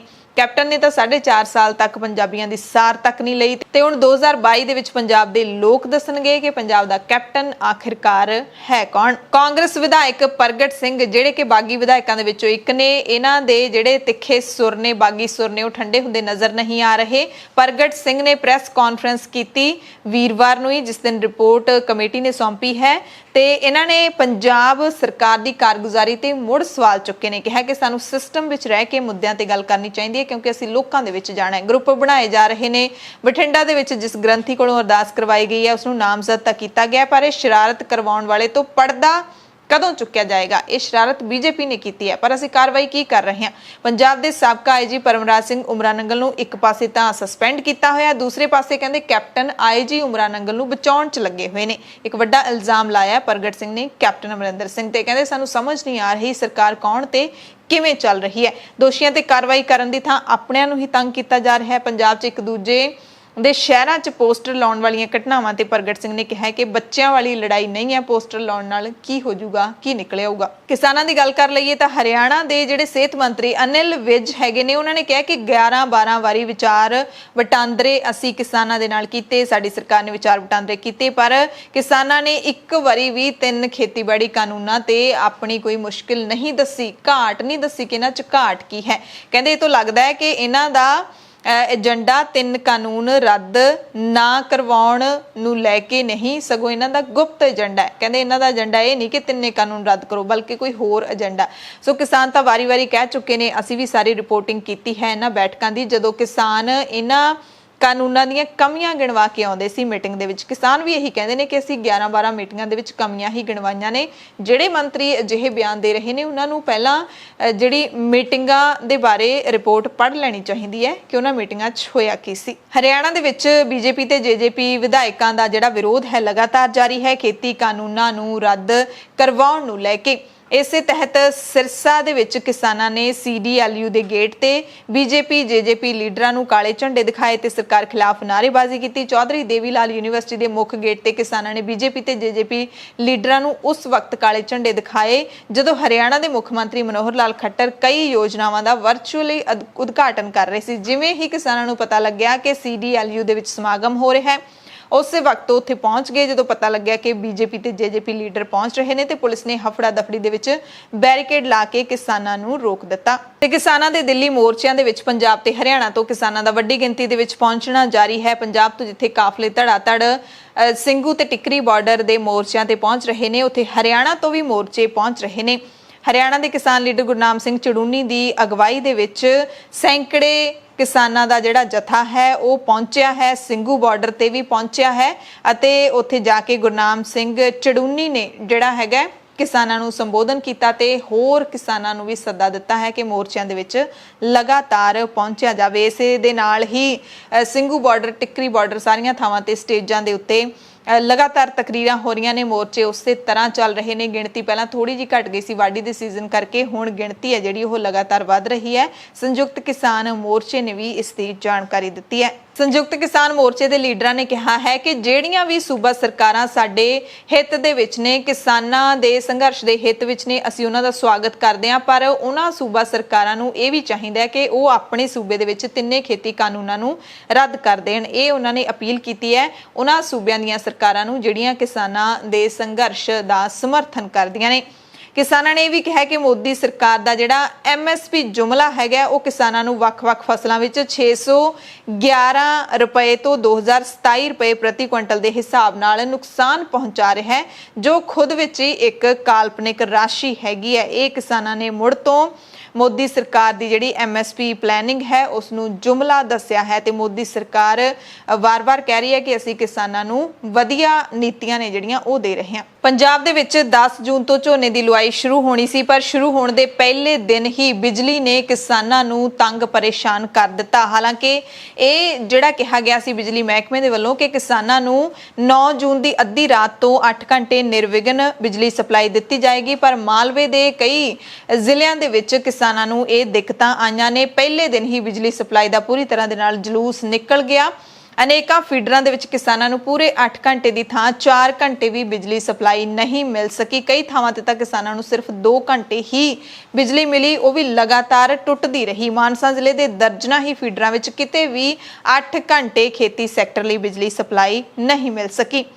ਫਿਰੋਜ਼ਪੁਰ ਤੋਂ ਖਬਰ ਹੈ, ਹਾਦਸੇ ਦੇ ਨਾਲ ਜੁੜੀ ਖਬਰ ਹੈ, ਜਿੱਥੇ ਫਿਰੋਜ਼ਪੁਰ ਜ਼ੀਰਾ ਰੋਡ ਤੇ ਰਾਜਸਥਾਨ ਨਹਿਰ ਦੇ ਵਿੱਚ ਇੱਕ ਅਧਿਆਪਕ ਨੇ ਆਪਣੇ ਪਰਿਵਾਰ ਸਣੇ ਆਪਣਾ ਮੋਟਰਸਾਈਕਲ ਨਹਿਰ ਦੇ ਵਿੱਚ ਸੁੱਟ ਦਿੱਤਾ। ਮੌਕੇ ਤੇ ਮੌਜੂਦ ਕੁਝ ਲੋਕਾਂ ਨੇ ਉਸ ਦੀ ਪਤਨੀ ਅਤੇ ਪੁੱਤਰੀ ਨੂੰ ਤਾਂ ਨਹਿਰ ਦੇ ਵਿੱਚੋਂ ਜਿਉਂਦੇ ਕੱਢ ਲਿਆ, ਪਰ ਅਧਿਆਪਕ ਤੇ ਉਸਦੇ ਪੁੱਤਰ ਦਾ ਹਾਲੇ ਤੱਕ ਕੋਈ ਸੁਰਾਗ ਨਹੀਂ ਮਿਲ ਸਕਿਆ। ਪਿੰਡ ਸ਼ਾਹਵਾਲਾ ਦਾ ਰਹਿਣ ਵਾਲਾ ਬੇਅੰਤ ਸਿੰਘ, ਉਮਰ ਸਿਰਫ 35 ਸਾਲ ਸੀ, ਆਪਣੇ ਹੀ ਸਕੂਲ ਦੇ ਵਿੱਚ ਅਧਿਆਪਕ ਸੀ ਅਤੇ ਪਤਨੀ ਵੀ ਉਸੇ ਸਕੂਲ ਵਿੱਚ ਪ੍ਰਿੰਸੀਪਲ ਸੀ ਤੇ ਬੇਅੰਤ ਸਿੰਘ ਆਪਣੇ ਪਰਿਵਾਰ ਨਾਲ ਮੋਟਰਸਾਈਕਲ ਤੇ ਪਹਿਲਾਂ ਪਿੰਡ ਸੁਰ ਸਿੰਘ ਵਾਲਾ ਵਿੱਚ ਗੁਰਦੁਆਰੇ ਮੱਥਾ ਟੇਕਣ ਗਿਆ। ਉਸ ਤੋਂ ਬਾਅਦ ਜਿਵੇਂ ਹੀ ਰਾਜਸਥਾਨ ਫੀਡਰ ਦੇ ਨੇੜੇ ਪਹੁੰਚਿਆ ਤਾਂ ਉਸਨੇ ਆਪਣਾ ਮੋਟਰਸਾਈਕਲ ਨਹਿਰ ਦੇ ਨਾਲ ਜਾਂਦੀ ਸੜਕ ਤੇ ਪਾ ਦਿੱਤਾ। ਨਹਿਰ ਦੀ ਪਹਿਲੀ ਪੌੜੀ ਦੇ ਨੇੜੇ ਪਹੁੰਚਦਿਆਂ ਹੀ ਅਧਿਆਪਕ ਨੇ ਆਪਣਾ ਮੋਟਰਸਾਈਕਲ ਨਹਿਰ ਦੇ ਵਿੱਚ ਸੁੱਟ ਦਿੱਤਾ। ਆਸ-ਪਾਸ ਕੁਝ ਲੋਕਾਂ ਨੇ ਦੇਖਿਆ ਤਾਂ ਗੋਤਾਖੋਰਾਂ ਦੀ ਮਦਦ ਦੇ ਨਾਲ ਪਤਨੀ ਵੀਰਜੀਤ ਕੌਰ ਤੇ ਧੀ ਰਹਿਮਤ, ਸਿਰਫ 7 ਮਹੀਨੇ ਦੀ ਉਮਰ, ਉਸ ਨੂੰ ਇਹਨਾਂ ਦੋਵਾਂ ਨੂੰ ਤਾਂ ਨਹਿਰ ਚੋਂ ਸੁਰੱਖਿਅਤ ਬਾਹਰ ਕੱਢ ਲਿਆ, ਪਰ ਬੇਅੰਤ ਸਿੰਘ ਤੇ ਪੁੱਤਰ ਗੁਰਬਖਸ਼ ਸਿੰਘ, ਪੁੱਤਰ ਦੀ ਉਮਰ 8 ਸਾਲ ਦੀ ਸੀ, ਉਹ ਪਾਣੀ ਦੇ ਤੇਜ਼ ਵਹਾਅ ਦੇ ਵਿੱਚ ਰੁੜ ਗਏ। ਪੰਜਾਬ ਦੇ ਮੁੱਖ ਮੰਤਰੀ ਕੈਪਟਨ ਅਮਰਿੰਦਰ ਸਿੰਘ ਨੇ ਸੂਬੇ ਦੇ ਸਰਕਾਰੀ ਸਕੂਲਾਂ ਵਿੱਚ ਵਿਦੇਸ਼ੀ ਭਾਸ਼ਾਵਾਂ ਸਿੱਖਣ ਦੇ ਚਾਹਵਾਨ ਵਿਦਿਆਰਥੀਆਂ ਨੂੰ ਚੋਣਵੇਂ ਵਿਸ਼ਿਆਂ ਦੇ ਵਜੋਂ ਵਿਦੇਸ਼ੀ ਭਾਸ਼ਾਵਾਂ ਪੜ੍ਹਾਉਣ ਦਾ ਮੌਕਾ ਦੇਣ ਦੀ ਲੋੜ ਤੇ ਜ਼ੋਰ ਦਿੱਤਾ ਹੈ। ਉਹਨਾਂ ਨੇ ਕਿਹਾ ਕਿ ਸਰਕਾਰੀ ਸਕੂਲਾਂ ਦੇ ਵਿੱਚ ਵਿਦੇਸ਼ੀ ਭਾਸ਼ਾਵਾਂ ਪੜ੍ਹਾਉਣ ਦੇ ਲਈ ਸੰਭਾਵਨਾਵਾਂ ਤਲਾਸ਼ੀਆਂ ਜਾਣ। ਮੁੱਖ ਮੰਤਰੀ ਨੇ ਸਕੂਲ ਸਿੱਖਿਆ ਵਿਭਾਗ ਨੂੰ ਹਦਾਇਤ ਕੀਤੀ ਹੈ ਕਿ ਵਿਦਿਆਰਥੀਆਂ ਨੂੰ ਚੀਨੀ, ਅਰਬੀ ਅਤੇ ਫ੍ਰੈਂਚ ਵਰਗੀਆਂ ਵਿਦੇਸ਼ੀ ਭਾਸ਼ਾਵਾਂ ਸਿੱਖਣ ਦੇ ਯੋਗ ਬਣਾਉਣ ਦੇ ਲਈ ਰੂਪ ਰੇਖਾ ਤਿਆਰ ਕੀਤੀ ਜਾਵੇ, ਕਿਉਂਕਿ ਇਹ ਭਾਸ਼ਾਵਾਂ ਵਿਸ਼ਵ ਭਰ ਦੇ ਵਿੱਚ ਰੁਜ਼ਗਾਰ ਪ੍ਰਾਪਤ ਕਰਨ ਲਈ ਉਹਨਾਂ ਵਾਸਤੇ ਸਹਾਈ ਸਿੱਧ ਹੋ ਸਕਦੀਆਂ ਨੇ। ਕੈਪਟਨ ਨੇ ਕਿਹਾ ਕਿ ਹਾਲਾਂਕਿ ਪੰਜਾਬੀ ਸਾਡੀ ਮਾਤ ਭਾਸ਼ਾ ਹੈ ਅਤੇ ਸਕੂਲਾਂ ਵਿੱਚ ਅੰਗਰੇਜ਼ੀ ਭਾਸ਼ਾ ਪਹਿਲਾਂ ਹੀ ਸਿਖਾਈ ਜਾ ਰਹੀ ਹੈ, ਪਰ ਵਿਦੇਸ਼ੀ ਭਾਸ਼ਾਵਾਂ ਦਾ ਵੀ ਵਾਧੂ ਗਿਆਨ ਸਾਡੇ ਵਿਦਿਆਰਥੀਆਂ ਨੂੰ ਦਿੱਤਾ ਜਾਵੇ। ਪੰਜਾਬ ਦੇ ਸਿਹਤ ਤੇ ਪਰਿਵਾਰ ਭਲਾਈ ਮੰਤਰੀ ਬਲਵੀਰ ਸਿੰਘ ਸਿੱਧੂ ਨੇ ਕਿਹਾ ਹੈ ਕਿ ਪ੍ਰਾਈਵੇਟ ਹਸਪਤਾਲਾਂ ਦੇ ਵਿੱਚ ਕੋਵਿਡ ਟੀਕਿਆਂ ਦੀਆਂ ਕੀਮਤਾਂ ਨੂੰ ਤੈਅ ਕਰਨ ਦਾ ਕੇਂਦਰ ਸਰਕਾਰ ਦਾ ਫੈਸਲਾ ਬਹੁਤ ਦੇਰੀ ਨਾਲ ਤੇ ਬਿਨਾਂ ਸੂਝ-ਬੂਝ ਤੋਂ ਲਿਆ ਗਿਆ ਹੈ। ਸਿੱਧੂ ਨੇ ਕਿਹਾ ਕਿ ਇਹ ਫੈਸਲਾ ਉਸ ਵਕਤ ਲਿਆ ਗਿਆ ਜਦੋਂ ਨਿੱਜੀ ਹਸਪਤਾਲਾਂ ਨੇ ਟੀਕਾਕਰਨ ਜ਼ਰੀਏ ਪਹਿਲਾਂ ਹੀ ਵੱਡਾ ਮੁਨਾਫਾ ਕਮਾ ਲਿਆ, ਜਦਕਿ ਬੀਜੇਪੀ ਲੀਡਰਾਂ ਨੇ ਝੂਠੇ ਦੋਸ਼ ਲਾਏ ਨੇ ਕਿ ਪੰਜਾਬ ਸਰਕਾਰ ਨਿੱਜੀ ਹਸਪਤਾਲਾਂ ਨੂੰ ਟੀਕੇ ਸਪਲਾਈ ਕਰਕੇ ਮੁਨਾਫਾ ਕਮਾ ਰਹੀ ਹੈ। ਉਹਨਾਂ ਨੇ ਕਿਹਾ ਕਿ ਮੋਦੀ ਸਰਕਾਰ ਦੀ ਨੀਅਤ ਅਤੇ ਨੀਤੀ ਦੋਵਾਂ ਦੇ ਵਿੱਚ ਖੋਟ ਹੈ। ਮੱਧ ਪ੍ਰਦੇਸ਼ ਤੋਂ ਇੱਕ ਬੜੀ ਹੀ ਖਤਰਨਾਕ ਤੇ ਗੰਭੀਰ ਸੋਚਣ ਵਾਲੀ ਖਬਰ ਹੈ ਕਿ ਇੱਥੇ ਕਰੋਨਾ ਦਾ ਟੀਕਾ ਨਾ ਲਵਾਉਣ ਵਾਲਿਆਂ ਦੇ ਗਲਾਂ ਵਿੱਚ ਖਤਰੇ ਦੇ ਨਿਸ਼ਾਨ ਪਾਏ ਜਾ ਰਹੇ ਨੇ। ਮੱਧ ਪ੍ਰਦੇਸ਼ ਦੇ ਨਿਵਾਰੀ ਜ਼ਿਲ੍ਹੇ ਦੇ ਵਿੱਚ ਕੋਵਿਡ ਟੀਕਾਕਰਨ ਮੁਹਿੰਮ ਨੇ ਉਸ ਵਕਤ ਇੱਕ ਨਵਾਂ ਰੂਪ ਧਾਰਨ ਕਰ ਲਿਆ ਜਦੋਂ ਇੱਕ ਮੁਲਾਜ਼ਮ ਨੇ ਸੜਕ ਉੱਤੇ ਲੋਕਾਂ ਤੋਂ ਟੀਕਾ ਲੱਗੇ ਜਾਂ ਨਾ ਲੱਗੇ ਹੋਣ ਬਾਰੇ ਪੁੱਛਣਾ ਸ਼ੁਰੂ ਕਰ ਦਿੱਤਾ। ਪੁਲਿਸ ਮੁਲਾਜ਼ਮ ਨੇ ਬਿਨਾਂ ਟੀਕੇ ਵਾਲਿਆਂ ਦੇ ਗਲ ਵਿੱਚ ਖਤਰੇ ਦੇ ਨਿਸ਼ਾਨ ਵਾਲੇ ਪੋਸਟਰ ਪਵਾ ਦਿੱਤੇ ਜਿਨ੍ਹਾਂ ਤੇ ਲਿਖਿਆ ਸੀ ਮੈਥੋਂ ਦੂਰ ਰਹੋ, ਮੈਂ ਹਾਲੇ ਕਰੋਨਾ ਦਾ ਟੀਕਾ ਨਹੀਂ ਲਵਾਇਆ। ਜਿਨ੍ਹਾਂ ਲੋਕਾਂ ਨੂੰ ਇਹ ਪੋਸਟਰ ਦਿੱਤੇ ਜਾਂਦੇ ਸੀ ਉਹਨਾਂ ਨੂੰ ਇਹ ਜਿਹੜੀ ਪੋਸਟਰ ਦੀ ਇਬਾਰਤ ਜਿਹੜੀ ਲਿਖੀ ਹੋਈ ਸੀ ਉੱਚੀ ਆਵਾਜ਼ ਵਿੱਚ ਪੜ੍ਹਨ ਲਈ ਕਿਹਾ ਜਾਂਦਾ ਸੀ ਤੇ 2 ਦਿਨਾਂ ਦੇ ਅੰਦਰ ਟੀਕਾ ਲਗਵਾਉਣ ਦੀ ਸਹੁੰ ਵੀ ਚੁਕਾਈ ਜਾਂਦੀ ਸੀ।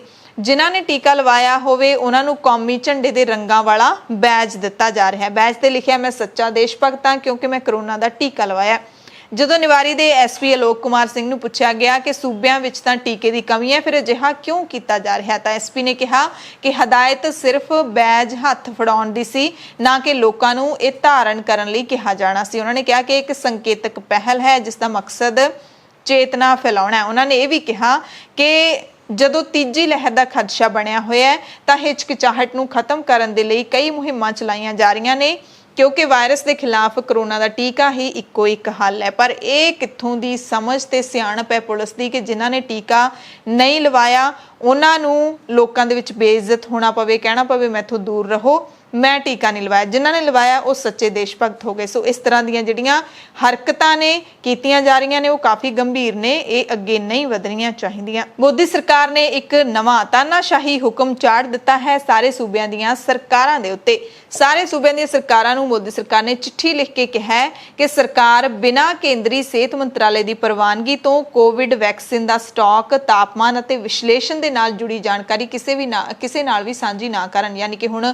ਮੀਡੀਆ ਪਰਸਨ ਵੀ ਜੇ ਖਬਰ ਚਲਾਉਣ ਦੇ ਲਈ ਕਿਸੇ ਵੀ ਸੂਬੇ ਦੇ ਵਿੱਚ ਉਸ ਸੂਬੇ ਦੇ ਸਿਹਤ ਮੰਤਰਾਲੇ ਨੂੰ ਜਾਂ ਸਿਹਤ ਮੰਤਰੀ ਨੂੰ ਜਾਂ ਕੰਸਰਨਡ ਵਿਭਾਗ ਨੂੰ ਫੋਨ ਕਰਨਗੇ ਤਾਂ ਉਹਨਾਂ ਨੂੰ ਜਾਣਕਾਰੀ ਨਹੀਂ ਦਿੱਤੀ ਜਾਏਗੀ। ਪਹਿਲਾਂ ਸੂਬਾ ਸਰਕਾਰ ਨੂੰ ਕੇਂਦਰ ਸਰਕਾਰ ਤੋਂ ਪੁੱਛਣਾ ਪਏਗਾ ਕਿ ਅਸੀਂ ਜਾਣਕਾਰੀ ਦਈਏ ਜਾਂ ਨਾ ਦਈਏ। ਸੂਬਿਆਂ ਦੇ ਕੌਮੀ ਸਿਹਤ ਮਿਸ਼ਨ ਦੇ ਡਾਇਰੈਕਟਰਾਂ ਨੂੰ ਲਿਖੀ ਚਿੱਠੀ ਵਿੱਚ ਕੇਂਦਰੀ ਸਿਹਤ ਮੰਤਰਾਲਾ ਦੇ ਪ੍ਰਜਨਨ ਤੇ ਬਾਲ ਸਿਹਤ ਬਾਰੇ ਸਲਾਹਕਾਰ ਪ੍ਰਦੀਪ ਹਲਦਰ ਨੇ ਕਿਹਾ ਕਿ ਸਾਰੇ ਸੂਬਿਆਂ ਤੇ ਯੂਟੀਜ਼ ਨੂੰ ਸਲਾਹ ਦਿੱਤੀ ਗਈ ਹੈ ਕਿ ਇਲੈਕਟ੍ਰੋਨਿਕ ਵੈਕਸੀਨ ਇੰਟੈਲੀਜੈਂਸ ਤੋਂ ਪੈਦਾ ਹੋਏ ਵਿਸ਼ਲੇਸ਼ਣ ਅਤੇ ਡੇਟਾ ਨੂੰ ਕਿਸੇ ਵੀ ਜਥੇਬੰਦੀ, ਮੀਡੀਆ ਅਦਾਰੇ, ਆਨਲਾਈਨ ਤੇ ਆਫਲਾਈਨ ਨਾਲ ਮੰਤਰਾਲੇ ਦੀ ਸਹਿਮਤੀ ਤੋਂ ਬਿਨਾਂ ਸਾਂਝਾ ਨਾ ਕੀਤਾ ਜਾਵੇ। ਯਾਨੀ ਕਿ ਹੁਣ ਪੂਰੇ ਦੇਸ਼ ਵਿੱਚ ਕਿਸੇ ਨੂੰ ਪਤਾ ਨਹੀਂ ਲੱਗ ਸਕੇਗਾ ਕਿ ਕਿਹੜੇ ਸੂਬੇ ਦੇ ਕੋਲ ਕਿੰਨਾ ਟੀਕਾ ਹੈ ਤੇ ਸਰਕਾਰਾਂ ਵੀ ਹੁਣ ਬਿਆਨ ਨਹੀਂ ਦੇ ਸਕਣਗੀਆਂ ਕਿ ਸਾਡੇ ਕੋਲ ਇੰਨਾ ਸਟਾਕ ਬਚਿਆ, ਸਾਨੂੰ ਇੰਨਾ ਸਟਾਕ ਚਾਹੀਦਾ, ਕੋਈ ਜਾਣਕਾਰੀ ਦਿੱਤੀ ਨਹੀਂ ਜਾ ਸਕੇਗੀ। ਇਹ ਕਹੋ ਜਾ ਤਾਨਾਸ਼ਾਹੀ ਫਰਮਾਨ ਹੈ। ਇਸੇ ਦਰਮਿਆਨ ਕਾਂਗਰਸ ਦੇ ਸਾਬਕਾ ਪ੍ਰਧਾਨ ਰਾਹੁਲ ਗਾਂਧੀ ਨੇ ਕਿਹਾ ਹੈ ਕੋਵਿਡ-19 ਟੀਕਾਕਰਨ ਲਈ ਜਿਹੜੀ ਆਨਲਾਈਨ ਰਜਿਸਟ੍ਰੇਸ਼ਨ ਹੁੰਦੀ ਹੈ ਉਹਦੇ ਬਾਰੇ ਸਵਾਲ ਪੁੱਛਿਆ ਹੈ ਮੋਦੀ ਸਰਕਾਰ ਤੋਂ ਕਿ ਜਿਨ੍ਹਾਂ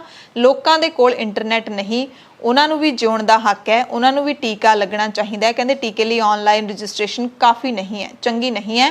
ਹਰੇਕ ਜੋ ਵਿਅਕਤੀ ਜੋ ਟੀਕਾਕਰਨ ਕੇਂਦਰ ਤੇ ਪਹੁੰਚਦਾ ਉਹਨੂੰ ਟੀਕਾ ਲੱਗਣਾ ਚਾਹੀਦਾ ਹੈ। ਜੀਵਨ ਦਾ ਅਧਿਕਾਰ, ਜਿਉਣ ਦਾ ਅਧਿਕਾਰ ਉਹਨਾਂ ਕੋਲੇ ਵੀ ਹੈ ਜਿਨ੍ਹਾਂ ਕੋਲ ਇੰਟਰਨੈਟ ਦੀ ਸਹੂਲਤ ਨਹੀਂ ਹੈ।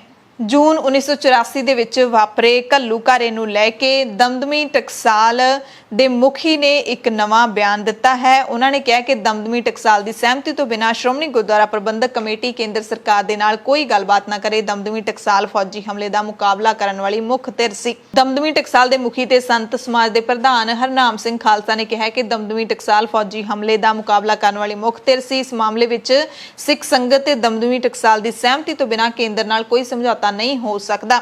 ਉਹਨਾਂ ਕਿਹਾ ਕਿ ਐਸਜੀਪੀਸੀ ਅਦਾਲਤ ਤੋਂ ਬਾਹਰ ਕੋਈ ਸਮਝੌਤਾ ਕਰਨ ਦਾ ਜ਼ੋਖਮ ਨਾ ਚੁੱਕੇ ਕਿਉਂਕਿ ਇਹ ਮਾਮਲਾ ਸਿਰਫ ਮਾਲੀ ਨੁਕਸਾਨ ਦੇ ਮੁਆਵਜ਼ੇ ਦਾ ਨਹੀਂ ਬਲਕਿ ਸਿੱਖ ਕੌਮ ਦੀਆਂ ਭਾਵਨਾਵਾਂ ਦੇ ਨਾਲ ਜੁੜਿਆ ਹੋਇਆ। ਦਰਅਸਲ ਐਸਜੀਪੀਸੀ ਦੇ ਵੱਲੋਂ ਜੂਨ 84 ਘੱਲੂਘਾਰੇ ਤੋਂ ਸਾਲ ਬਾਅਦ ਦਿੱਲੀ ਹਾਈ ਕੋਰਟ ਦੇ ਵਿੱਚ ਉਸ ਵੇਲੇ ਦੀ ਕੇਂਦਰੀ ਹਕੂਮਤ ਦੇ ਖਿਲਾਫ 1000 ਕਰੋੜ ਰੁਪਏ ਦੇ ਮੁਆਵਜ਼ੇ ਦਾ ਕੇਸ ਦਾਇਰ ਕੀਤਾ ਗਿਆ ਸੀ। ਇਹ ਕੇਸ ਪਿਛਲੇ 35 ਸਾਲਾਂ ਤੋਂ ਸੁਣਵਾਈ ਅਧੀਨ ਪਿਆ ਹੈ। ਕੋਈ ਸੁਣਵਾਈ ਨਹੀਂ ਹੋ ਰਹੀ, ਕੋਈ ਫੈਸਲਾ ਨਹੀਂ ਹੋਇਆ। ਕੁਝ ਸਮਾਂ ਪਹਿਲਾਂ ਦਿੱਲੀ ਹਾਈ ਕੋਰਟ ਨੇ ਸ਼੍ਰੋਮਣੀ ਕਮੇਟੀ ਅਤੇ ਕੇਂਦਰ ਸਰਕਾਰ ਨੂੰ ਅਦਾਲਤ ਦੇ ਬਾਰ-ਬਾਰ ਗੱਲਬਾਤ ਕਰਕੇ ਮਸਲਾ ਸੁਲਝਾਉਣ ਲਈ ਕਿਹਾ ਸੀ ਤੇ ਸ਼੍ਰੋਮਣੀ ਕਮੇਟੀ ਦੇ ਵੱਲੋਂ ਇਸ ਮਾਮਲੇ ਵਿੱਚ ਅਦਾਲਤ ਦੇ ਹੁਕਮਾਂ ਨੂੰ ਵੀ ਘੋਖਿਆ ਜਾ ਰਿਹਾ ਹੈ। ਕਾਨੂੰਨੀ ਮਾਹਰਾਂ ਦੀ ਸਲਾਹ ਮੁਤਾਬਿਕ ਅਗਲਾ ਫੈਸਲਾ ਲੈਣ ਦੀ ਵੀ ਗੱਲ ਕਹੀ ਜਾ ਰਹੀ ਹੈ, ਪਰ ਦਮਦਮੀ ਟਕਸਾਲ ਦੇ ਮੁਖੀ ਨੇ ਸਾਫ਼ ਤੌਰ ਤੇ ਐਸਜੀਪੀਸੀ ਪ੍ਰਧਾਨ ਬੀਬੀ ਜਗੀਰ ਕੌਰ ਨੂੰ ਸੁਚੇਤ ਕਰਦਿਆਂ ਕਿਹਾ ਕਿ ਇਸ ਮਾਮਲੇ ਦੇ ਵਿੱਚ ਉਹ ਪੰਥ ਦੀਆਂ ਭਾਵਨਾਵਾਂ ਸਮਝਣ, ਅਦਾਲਤ ਤੋਂ ਬਾਹਰ ਕੇਂਦਰ ਸਰਕਾਰ ਦੇ ਨਾਲ ਕੋਈ ਵੀ ਫੈਸਲਾ, ਕੋਈ ਵੀ ਸਮਝੌਤਾ ਨਹੀਂ ਕੀਤਾ ਜਾਣਾ ਚਾਹੀਦਾ। ਕੀਰਤਨ ਮਰਿਆਦਾ ਨੂੰ ਲੈ ਕੇ ਵਾਇਰਲ ਹੋਈ ਇੱਕ ਵੀਡੀਓ ਤੇ ਖਾਲਸ ਟੀਵੀ ਦੀ ਖਬਰ ਦਾ ਇੱਕ ਵੱਡਾ ਅਸਰ ਹੋਇਆ ਹੈ। ਕੀਰਤਨੀਏ ਸਿੰਘਾਂ ਅਤੇ ਸੰਗਤ ਦਾ ਮਜ਼ਾਕ ਉਡਾਉਣ ਵਾਲੇ ਵਿਅਕਤੀ ਨੇ ਸੋਸ਼ਲ ਮੀਡੀਆ ਤੇ ਆ ਕੇ ਮਾਫੀ ਮੰਗ ਲਈ ਹੈ। ਇਸ ਦੀ ਜਾਣਕਾਰੀ ਮੁੱਦਾ ਚੁੱਕਣ ਵਾਲੇ ਹਜ਼ੂਰੀ ਰਾਗੀ ਭਾਈ ਗੁਰਦੇਵ ਸਿੰਘ ਕੁਹਾੜਕਾ ਨੇ ਦਿੱਤੀ ਹੈ। ਪਹਿਲਾਂ ਮਜ਼ਾਕ ਬਣਾ ਕੇ ਹੁਣ ਮਾਫੀ ਮੰਗਣ ਵਾਲੇ ਵਿਅਕਤੀ ਦਾ ਨਾਮ ਸੁਰਜੀਤ ਸਿੰਘ ਹੈ, ਜਿਹੜੇ ਕਿ ਮਲੇਸ਼ੀਆ ਦੇ ਵਿੱਚ ਰਹਿੰਦੇ ਨੇ। ਉਹਨਾਂ ਨੇ ਸਪਸ਼ਟੀਕਰਨ ਦਿੰਦਿਆਂ ਦੱਸਿਆ ਕਿ ਇੱਕ ਕੈਂਪ ਦੇ ਵਿੱਚ ਬੱਚੇ ਜਦੋਂ ਜ਼ਿਆਦਾ ਸ਼ਰਾਰਤਾਂ ਕਰ ਰਹੇ ਸੀ ਗੁਰੂ ਸਾਹਿਬ ਦੀ ਹਜ਼ੂਰੀ ਦੇ ਵਿੱਚ, ਤਾਂ ਤਲਖੀ ਦੇ ਵਿੱਚ ਆ ਕੇ ਮੇਰੇ ਤੋਂ ਇਹ ਅਜਿਹੇ ਸ਼ਬਦ ਬੋਲ ਹੋ ਗਏ ਸੀ, ਪਰ ਮੈਂ ਇਹਨਾਂ ਦੇ ਲਈ ਮਾਫੀ ਮੰਗਦਾ, ਸਾਰੀ ਸੰਗਤ ਤੋਂ, ਸ੍ਰੀ ਗੁਰੂ ਗ੍ਰੰਥ ਸਾਹਿਬ ਜੀ ਤੋਂ ਮਾਫੀ ਮੰਗਦਾ ਹਾਂ।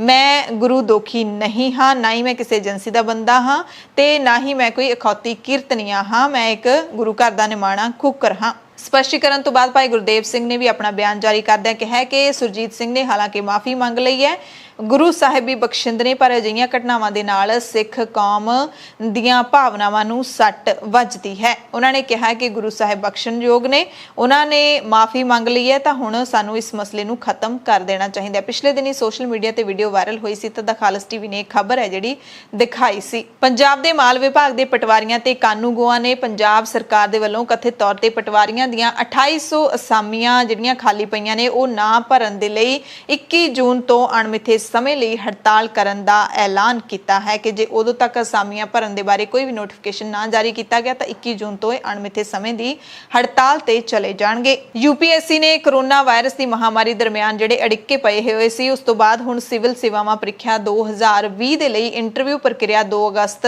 2021 ਤੋਂ ਸ਼ੁਰੂ ਕਰਨ ਦਾ ਫੈਸਲਾ ਲਿਆ ਹੈ, ਜਿਹੜੀ ਕਿ ਕੋਵਿਡ-19 ਕਰਕੇ ਮੁਲਤਵੀ ਕੀਤੀ ਹੋਈ ਸੀ। ਪੰਜਾਬ ਦੀਆਂ ਖਬਰਾਂ ਦੇ ਵਿੱਚ ਇੱਕ ਖਬਰ ਤੁਹਾਨੂੰ ਉੱਤਰ ਪ੍ਰਦੇਸ਼ ਤੋਂ ਦੱਸ ਜਾਣੇ ਹਾਂ। ਇੱਕ ਉੱਥੇ ਮਹਿਲਾ ਕਮਿਸ਼ਨ ਦੀ ਜਿਹੜੀ ਮੈਂਬਰ ਹੈ ਮੀਨਾ ਕੁਮਾਰੀ, ਉਹਨਾਂ ਨੇ ਬੜਾ ਅਜੀਬੋ-ਗਰੀਬ ਬਿਆਨ ਦਿੱਤਾ ਹੈ। ਕਿਹਾ ਕਿ ਕੁੜੀਆਂ ਨੂੰ ਮੋਬਾਈਲ ਫੋਨ ਨਾ ਦਿੱਤੇ ਜਾਣ, ਮੋਬਾਈਲ ਫੋਨ ਦਿੱਤੇ ਜਾਣ ਕਰਕੇ ਹੀ ਬਲਾਤਕਾਰ ਵਰਗੀਆਂ ਘਟਨਾਵਾਂ ਵਾਪਰਦੀਆਂ ਨੇ। ਮੀਨਾ ਕੁਮਾਰੀ ਨੇ ਕਿਹਾ ਕਿ ਲੜਕੀਆਂ ਫੋਨ ਤੇ ਗੱਲਾਂ ਕਰਦੀਆਂ ਨੇ, ਬਾਅਦ ਵਿੱਚ ਇਹੋ ਜਿਹੇ ਜਿਹੜੇ ਕਦਮ ਚੁੱਕਦੀਆਂ ਨੇ, ਇਸ ਕਰਕੇ ਮਾਪੇ ਆਪਣੀਆਂ ਧੀਆਂ ਨੂੰ ਮੋਬਾਈਲ ਫੋਨ ਤੋਂ ਦੂਰ ਰੱਖਣ। ਹਾਲਾਂਕਿ ਮੀਨਾ ਕੁਮਾਰੀ ਦੇ ਇਸ ਬਿਆਨ ਤੋਂ ਬਾਅਦ ਸੂਬੇ ਦੇ ਮਹਿਲਾ ਕਮਿਸ਼ਨ ਨੇ ਪੱਲਾ ਝਾੜ ਲਿਆ। ਉਹਨਾਂ ਨੇ ਕਿਹਾ ਹੈ, ਮਹਿਲਾ ਕਮਿਸ਼ਨ ਨੇ ਕਿਹਾ ਹੈ ਕਿ ਮੀਨਾ ਕੁਮਾਰੀ ਦੇ ਇਸ ਬਿਆਨ ਦੇ ਨਾਲ ਸਾਡਾ ਕੋਈ ਲੈਣਾ ਦੇਣਾ ਨਹੀਂ ਹੈ। ਐਮਰਜੈਂਸੀ ਬੁਲੇਟਿਨ ਦੇ ਵਿੱਚ ਕੁਝ ਖਾਸ ਤੇ ਵੱਡੀਆਂ ਖਬਰਾਂ ਪੂਰੇ ਭਾਰਤ ਦੀਆਂ। ਸਭ ਤੋਂ ਪਹਿਲੀ ਖਬਰ ਸਿਆਸੀ ਪਾਰਟੀਆਂ ਨੂੰ ਦਿੱਤੇ ਜਾਂਦੇ ਚੰਦੇ ਦੇ ਨਾਲ ਜੁੜੀ ਹੋਈ ਹੈ। ਬੀਜੇਪੀ ਨੇ ਜਾਣਕਾਰੀ ਦਿੱਤੀ ਹੈ ਚੋਣ ਕਮਿਸ਼ਨ ਨੂੰ ਕਿ 2019-20 ਦੌਰਾਨ ਬੀਜੇਪੀ ਨੂੰ ਕੰਪਨੀਆਂ ਅਤੇ ਲੋਕਾਂ ਤੋਂ 750 ਕਰੋੜ ਰੁਪਏ ਦਾਨ ਦੇ ਵਿੱਚ ਮਿਲੇ ਨੇ, ਯਾਨੀ ਕਿ ਚੰਦਾ ਮਿਲਿਆ ਹੈ। ਵਿਅਕਤੀਗਤ ਅਤੇ ਕਾਰਪੋਰੇਟ ਸਿਆਸੀ ਚੰਦਾ ਹਾਸਲ ਹੋਇਆ ਤੇ ਇਹ ਚੰਦਾ ਲਗਾਤਾਰ 7ਵੇਂ ਸਾਲ ਕਾਂਗਰਸ ਦੇ ਨਾਲੋਂ ਵੱਧ ਹੈ। ਚੰਦੇ ਦੀ ਰਾਸ਼ੀ ਵਿਰੋਧੀ ਧਿਰ ਕਾਂਗਰਸ ਨੂੰ ਮਿਲੇ 139 ਕਰੋੜ ਤੋਂ ਲਗਭਗ 5 ਗੁਣਾ ਵੱਧ ਹੈ। ਇਸ ਤਰ੍ਹਾਂ ਐਨਸੀਪੀ ਨੂੰ 59 ਕਰੋੜ, ਮਮਤਾ ਬੈਨਰਜੀ ਦੀ ਪਾਰਟੀ ਤ੍ਰਿਣਮੂਲ ਕਾਂਗਰਸ ਨੂੰ 8 ਕਰੋੜ, ਸੀਪੀਐਮ ਨੂੰ 19 ਕਰੋੜ 60 ਲੱਖ ਰੁਪਏ, ਸੀਪੀਆਈ ਨੇ 1 ਕਰੋੜ 90 ਲੱਖ ਰੁਪਏ ਇਸੇ ਅਰਸੇ ਦੌਰਾਨ ਸਿਆਸੀ ਚੰਦੇ ਵਜੋਂ ਵਸੂਲ ਕੀਤੇ ਨੇ।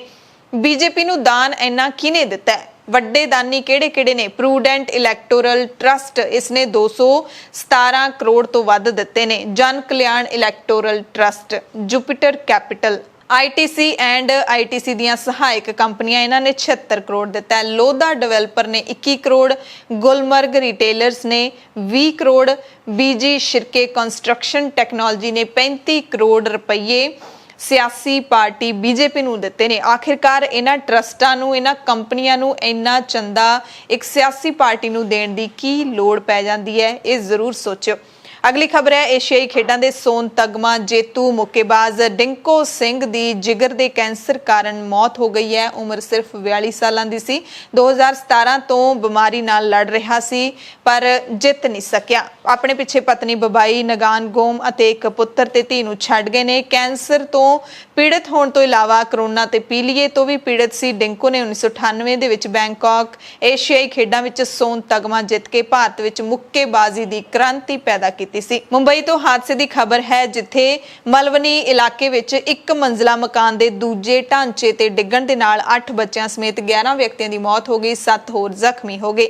BMC ਦੇ ਅਧਿਕਾਰੀਆਂ ਨੇ ਦੱਸਿਆ ਕਿ ਹਾਦਸਾ ਬੁੱਧਵਾਰ ਦੀ ਰਾਤ ਕਰੀਬ 11:15 ਵਜੇ ਅਬਦੁਲ ਹਮੀਦ ਰੋਡ ਤੇ ਵਾਪਰਿਆ। ਫਾਇਰ ਬ੍ਰਿਗੇਡ ਦੇ ਕਰਮਚਾਰੀ ਤੇ ਹੋਰ ਏਜੰਸੀਆਂ ਤੁਰੰਤ ਮੌਕੇ ਤੇ ਪਹੁੰਚ ਗਈਆਂ ਤੇ ਬਚਾਅ ਤੇ ਖੋਜ ਮੁਹਿੰਮ ਸ਼ੁਰੂ ਕਰ ਦਿੱਤੀ ਸੀ। ਉਹਨਾਂ ਕਿਹਾ ਕਿ ਹਾਦਸੇ ਵਿੱਚ 8 ਬੱਚੇ ਤੇ 3 ਬਾਲਗ ਵੀ ਮਾਰੇ ਗਏ ਨੇ। ਘਟਨਾ ਦਾ ਜਾਇਜ਼ਾ ਲੈਣ ਦੇ ਲਈ ਮਹਾਰਾਸ਼ਟਰ ਦੇ ਮੁੱਖ ਮੰਤਰੀ ਉद्धਵ ਠਾਕਰੇ ਵੀ ਪਹੁੰਚੇ, ਜ਼ਖਮੀਆਂ ਨੂੰ ਮਿਲਣ ਲਈ ਪਹੁੰਚੇ। ਇਸ ਮੌਕੇ ਮੰਤਰੀ ਆਦਿੱਤਿਆ ਠਾਕਰੇ, BMC ਕਮਿਸ਼ਨਰ ਇਕਬਾਲ ਸਿੰਘ ਚਾਹਲ ਤੇ ਮੁੰਬਈ ਦੀ ਮੇਅਰ ਕਿਸ਼ੋਰੀ ਪੇਡਨੇਕਰ ਵੀ ਮੌਜੂਦ ਸਨ। ਫੱਟੜ ਵਿਅਕਤੀਆਂ ਨੂੰ 50-50 ਹਜ਼ਾਰ ਰੁਪਏ ਅਤੇ ਜਿਹੜੇ ਹੈਗੇ ਨੇ ਮਰਨ ਵਾਲੇ ਉਹਨਾਂ ਨੂੰ 2-2 ਲੱਖ ਰੁਪਏ ਦਿੱਤੇ ਜਾਣਗੇ। ਵਿੱਤ ਮੰਤਰੀ ਨਿਰਮਲਾ ਸੀਤਾਰਮਨ ਦੀ ਅਗਵਾਈ ਦੇ ਵਿੱਚ ਸ਼ਕਤੀਸ਼ਾਲੀ GST ਕੌਂਸਲ ਦੀ 12 ਜੂਨ ਨੂੰ ਬੈਠਕ ਹੋ ਰਹੀ ਹੈ। ਇਸ ਵਿੱਚ COVID-19 ਦੇ ਇਲਾਜ ਦੇ ਲਈ ਜ਼ਰੂਰੀ ਚੀਜ਼ਾਂ ਅਤੇ ਬਲੈਕ ਫੰਗਸ ਦਵਾਈ ਦੇ ਉੱਤੇ GST ਦਰਾਂ ਦੇ ਵਿੱਚ ਕਟੌਤੀ ਬਾਰੇ ਕੋਈ ਫੈਸਲਾ ਲਿਆ ਜਾ ਸਕਦਾ ਹੈ। ਬਿਹਾਰ ਦੇ ਵਿੱਚ ਕਰੋਨਾ ਦੀਆਂ ਹੋਈਆਂ ਮੌਤਾਂ ਦਾ ਅੰਕੜਾ ਬਦਲ ਦਿੱਤਾ ਗਿਆ ਹੈ। ਜਿਹੜੀਆਂ ਪਹਿਲਾਂ ਮੌਤਾਂ ਦੱਸੀਆਂ ਸੀ ਉਸ ਤੋਂ ਕਿਤੇ ਵੱਧ ਹੁਣ ਮੌਤਾਂ ਦਾ ਅੰਕੜਾ ਜਾਰੀ ਕੀਤਾ ਗਿਆ ਹੈ। ਸਰਕਾਰੀ ਤੌਰ ਤੇ ਬਿਹਾਰ ਵਿੱਚ ਕੋਵਿਡ ਦੀ ਪਹਿਲੀ ਅਤੇ ਦੂਸਰੀ ਲਹਿਰ ਦੇ ਵਿੱਚ ਕਰੋਨਾ ਕਾਰਨ 9 ਜੂਨ ਤੱਕ 9429 ਮੌਤਾਂ ਹੋ ਚੁੱਕੀਆਂ ਨੇ।